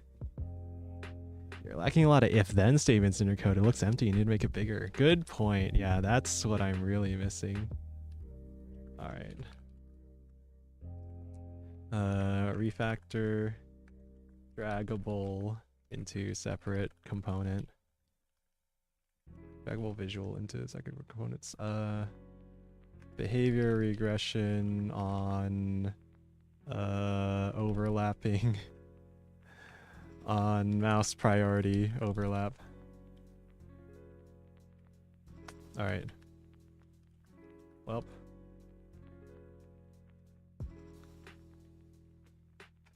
Have I not? Oh, I've not set an upstream branch. Set upstream origin. All right. We have made. All right, a new branch on the upstream. Okay, commit is pushed. But to a separate branch. So we have a bit of behavior regression on mouse overlap stuff, which is bad. That is very annoying. Hopefully we can figure that out, but honestly, I don't know why it would do that, because we're using the same control. We're using the same control. We're just moved some of the logic from character into draggable. I don't know, could be an actual bug in my changes, but I don't think I have the sanity nor the time to work on it right now, and I have another stream in like 40 minutes. So thank you all for coming. We did not get to actually implementing the items yet. This is quite a long set of things to get ready for doing that, I feel, but that's okay. It's all in the name of building code that will let me build the systems I need. We're building systems to get ready to build the systems on top of the systems, and it's getting complicated, but that's coding. That's game dev. Lol. Okay, time to read names and stuff. Thank you, Senpai Jody. Thank you, JPZ. Thank you, Trow. Thank you, Rez. Thank you, Rose. Thank you, Impossible. Thank you, Cielo Jose. Thank you, Stamps. Thank you, Felix Valenti. Thank you, Amanda Splats. Thank you, Heaven Sent. Thank you, Jack Ratterman. Thank you, Danica. Thank you, Selene Next Winter. Thank you, Luna Gladius. Thank you, Itoni. Thank you, Shackbeard7. Thank you, Itoni again on Twitch. Thank you, Fred Fake. Thank you, Icefox Setai. Thank you, Will Sleeps Not on Twitch. Thank you, JPZ. Thank you, Trav on Twitch. Thank you, Joseph Thy Third. Thank you, Inked Renegade. Thank you, Angel Cakes Morgie. Thank you, JSL Gaming. I still make a thumbnail. Oh, should I just do that on stream now? Should I just do that? We're doing web fishing, so I guess I can just do that. Might as well, right? We're still here. Yeah, why don't I just do that? Do I have another screen cap of web fishing, or am I going to use the same thing?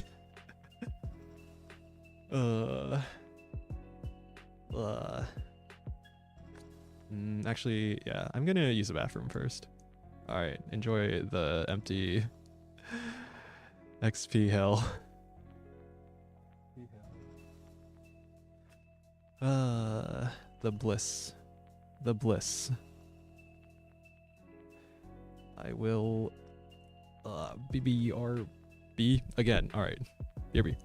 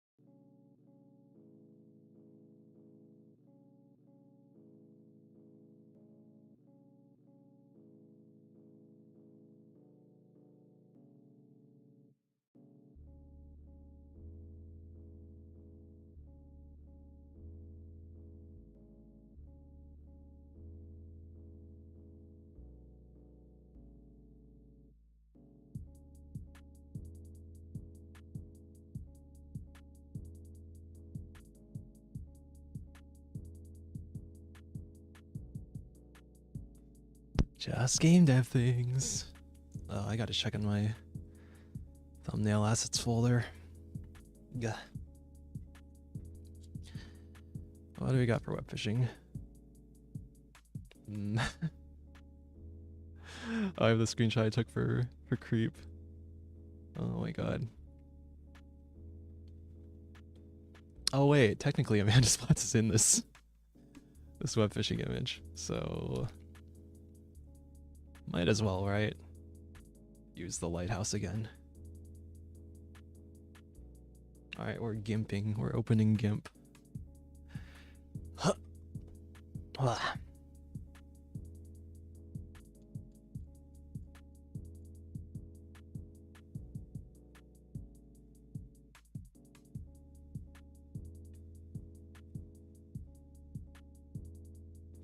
Too many OBS window captures. All right, new 720p. I feel like I never really show off my thumbnail making process. It's pretty, I feel like it's pretty straightforward. Also, manual raid, thank you. Thank you, Felix Letty, hello. Hello, hello, and hello. Brought a couple friends. Oh, thank you. Thank you. I'm back. Hello. I'm thumbnail making for a stream with Amanda Splatz. This might be a pretty similar. Actually, hold on. Can I? Yeah. Let me try and make this nicer.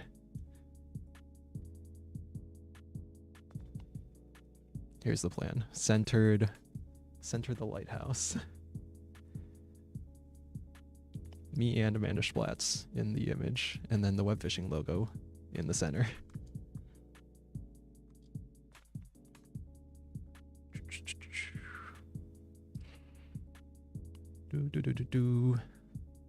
We got Chibis. We got Chibi model. We got the Chibi.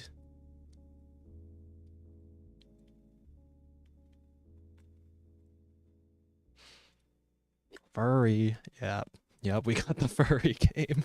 This is the furry game.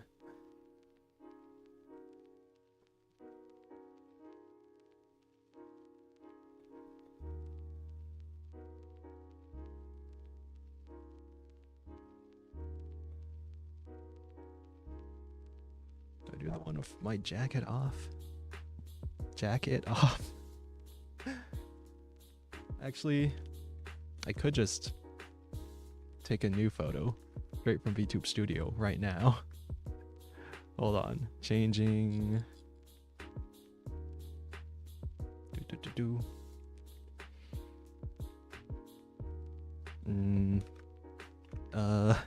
Here. Not that. Not that. That. Haha. Smile.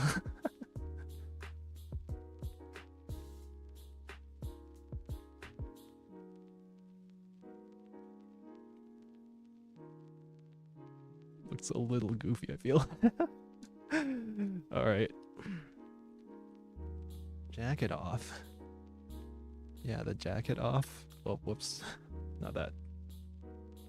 Not that. This. The jacket off. Aha.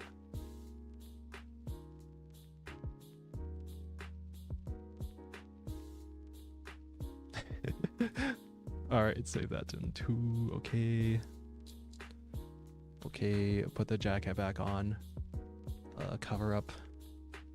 Where do I even save this? Also, hold on. Save this one too. Where? My web fishing folder. Alright. This is collab. Shit. Splats. Collab.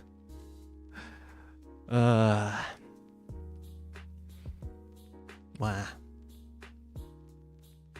Open my pictures folder. Body type is totally masculine. Totally. Just trust me, bro.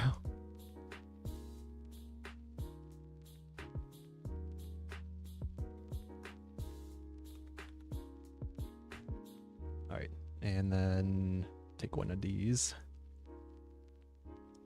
One of these. Yeah, chibis and chibis. Don't mind.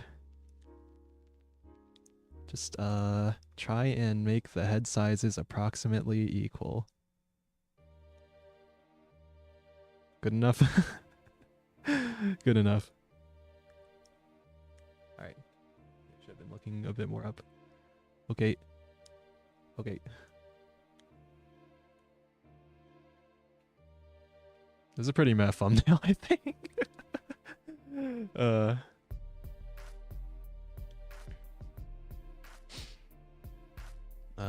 But yeah. Chibis and chibis. Let's see, this needs a drop shadow. Or, oh no, that's me. Well, I guess I also need a drop shadow. Actually, first, stroke. You gotta stroke it. And we'll stroke Amanda Splats as well. Then you add the drop shadow. And I think default is fine here. And then the web fishing logo, also drop shadow.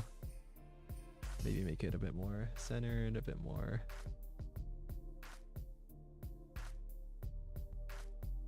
And then, do we make it bigger? Probably. Stroke it until it gets big. Alright, how's that? I like that. Except my face is like a little dumb. Also, oh, wait, no, the scaling, hold on. Interpolation, none. Needs to be chunky pixels. Needs chunky pixels. There we go. How's that? Freaky. What's web fishing? It's fishing on the web. It's a video game about web fishing. I'm probably going to move these chibis slightly down. Yeah, to better show off the game logo. Alright. Does that look visually centered to you? If you saw this thumbnail, would you click on it? Maybe. It's pretty meh. I feel like I need to do a better face. Like a pog face? Oh, do I have a pogging face or something?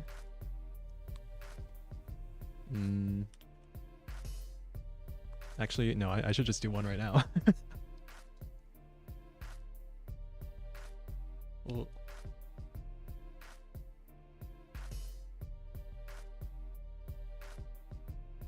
poggers. Oh wait, no, I should probably get my full body in frame. Ah.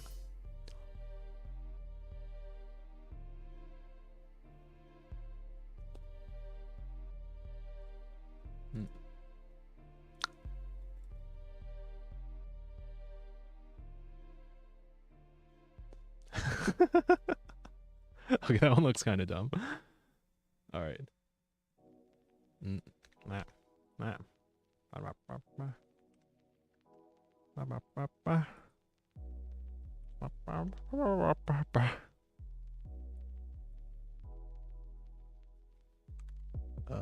Copy these over. Maybe try one of these.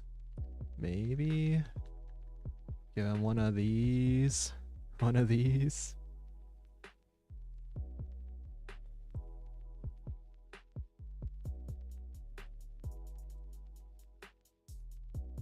Let's try this one. Still cut off on the legs, but okay. Good enough for our purposes. Probably rotate it too.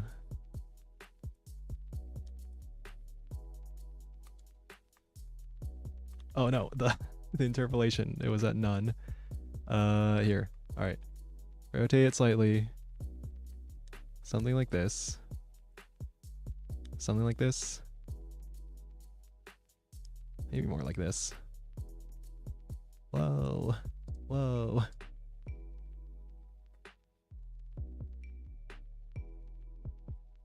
All right. You show drop shadow, stroke it. We show drop shadow default. Web fishing. Web fishing.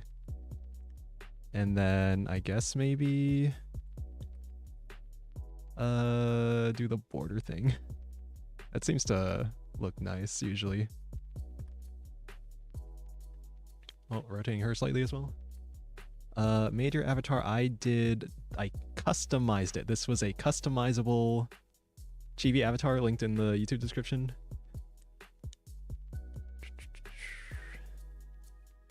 There, just to make them match. Make us match. This is a customizable Chibi avatar made by an artist that I bought for $17. It was very cheap for a VTuber model. This was a customizable Chibi model that I bought for $17 and did a bit of customization, and also Raimi Ricotta drew the t-shirt logo thing.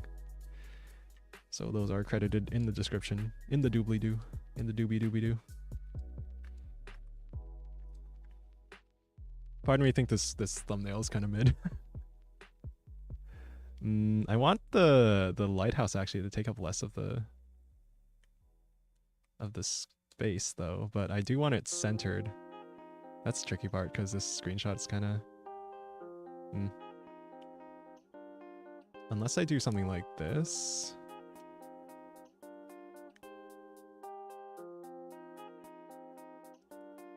Nah.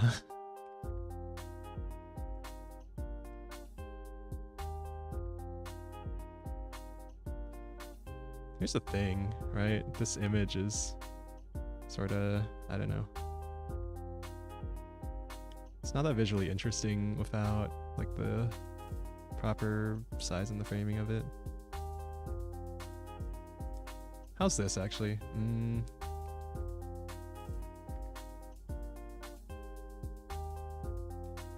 I overthinking? Crusty, it's cute. Hello, Darren. It is a bit crusty. It do be what it do be.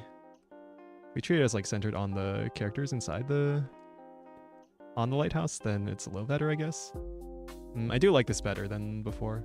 Actually, this is totally fine. Yeah. And then maybe add a border. So Control A, select all. Edit. Stroke the selection, but first pick a color. I think I'm using this one. Stroke selection. Stroke. I want it thicker and I want it more vibrant. Stroke it. I think I was doing like 40 pixels.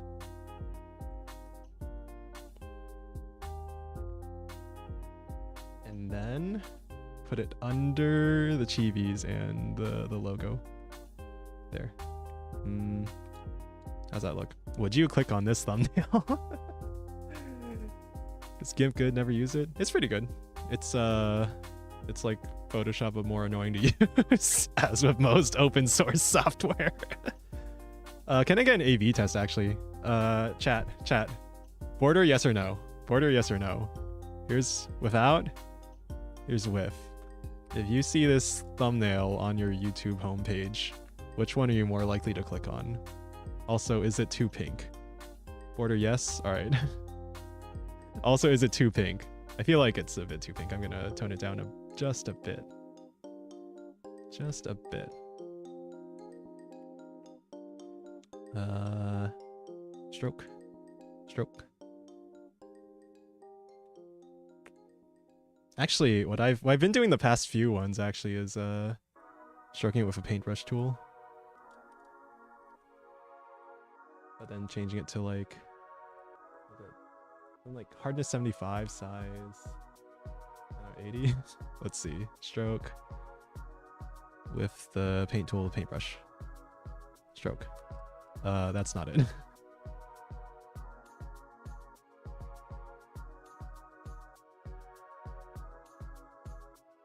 Maybe less vibrant. Yeah, I agree.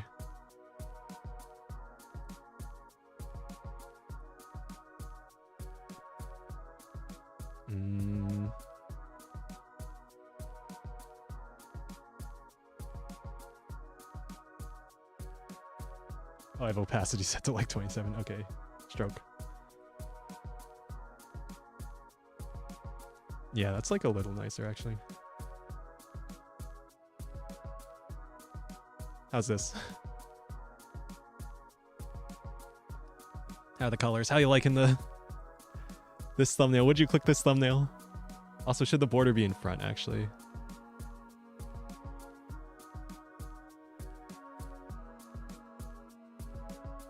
Probably, yeah. Makes it look more visually even. Can be under the logo. Closer to my hair color. Just a bit darker. I think this is fine. Alright, any last objective? Speak now, forever hold your peace. Any objections to the thumbnail? Would you click on this thumbnail?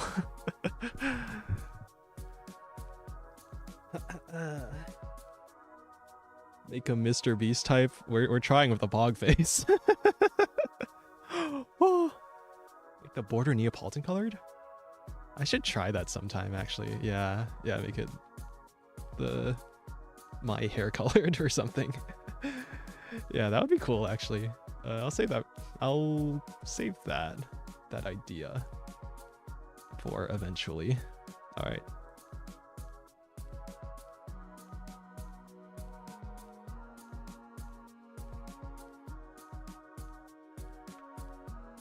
Where is my there?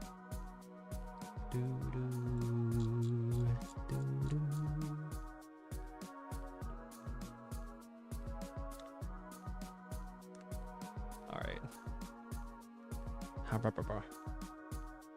Got me thinking, what's your hair taste like? It might taste like ice cream. It might just taste like hair. I don't know. I don't usually eat my own hair. It looks kind of like ice cream, maybe. Maybe you like break off the ahoge as like a chocolate chip or something. No, that sounds like it would hurt. Okay. All right. Thumbnail's up. Time to make a stream slot on YouTube. Oh my god, I'm live right now and I'm scheduling a stream right now. I am live right now and I'm scheduling a stream. Oh my god, when's my last gaming stream? This is gonna be like my first gaming stream in forever, actually. Oh my god.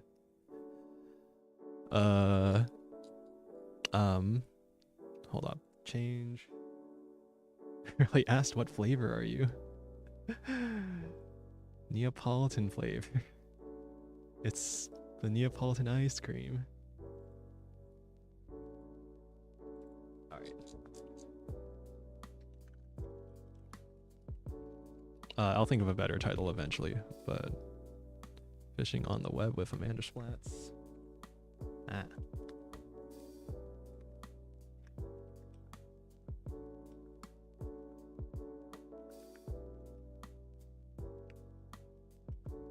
Oh no. Alright, there we go. Web fishing. Ah. I can help with that. Uh-oh. Oh no. Yeesh. Alright, category. This is not education, this is gaming. We're gaming. Okay, and I'll just set it for 15 minutes from now. For PST, 7 EST. Okay, stream slot is made. I'm gonna start this soon-ish, eventually. Oh, it's not even visible. Where's the thing? I don't know.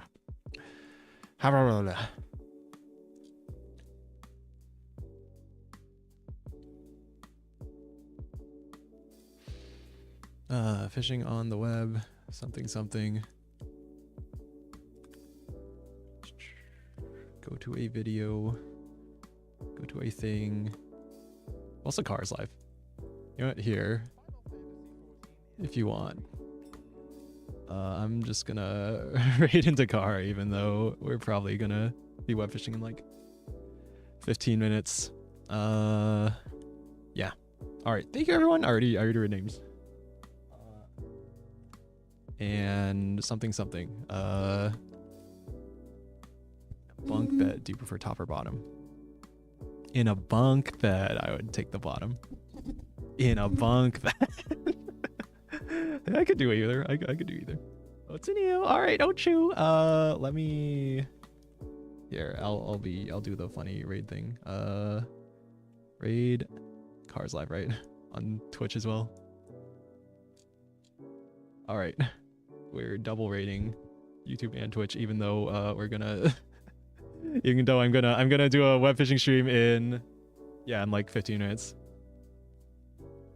Neo does either. Yeah, you could say I like to switch it up. You could say I may switch. Anyway. I'm still gonna unofficially raid. Here. Wait, that was the right one, right? Yes, that was car. Okay, alright. Bye, raiding on Twitch. Alright, bye, Ochu. Bye. Click on the thing, and also I'm gonna be streaming in like 15 minutes. Okay, bye. Bye.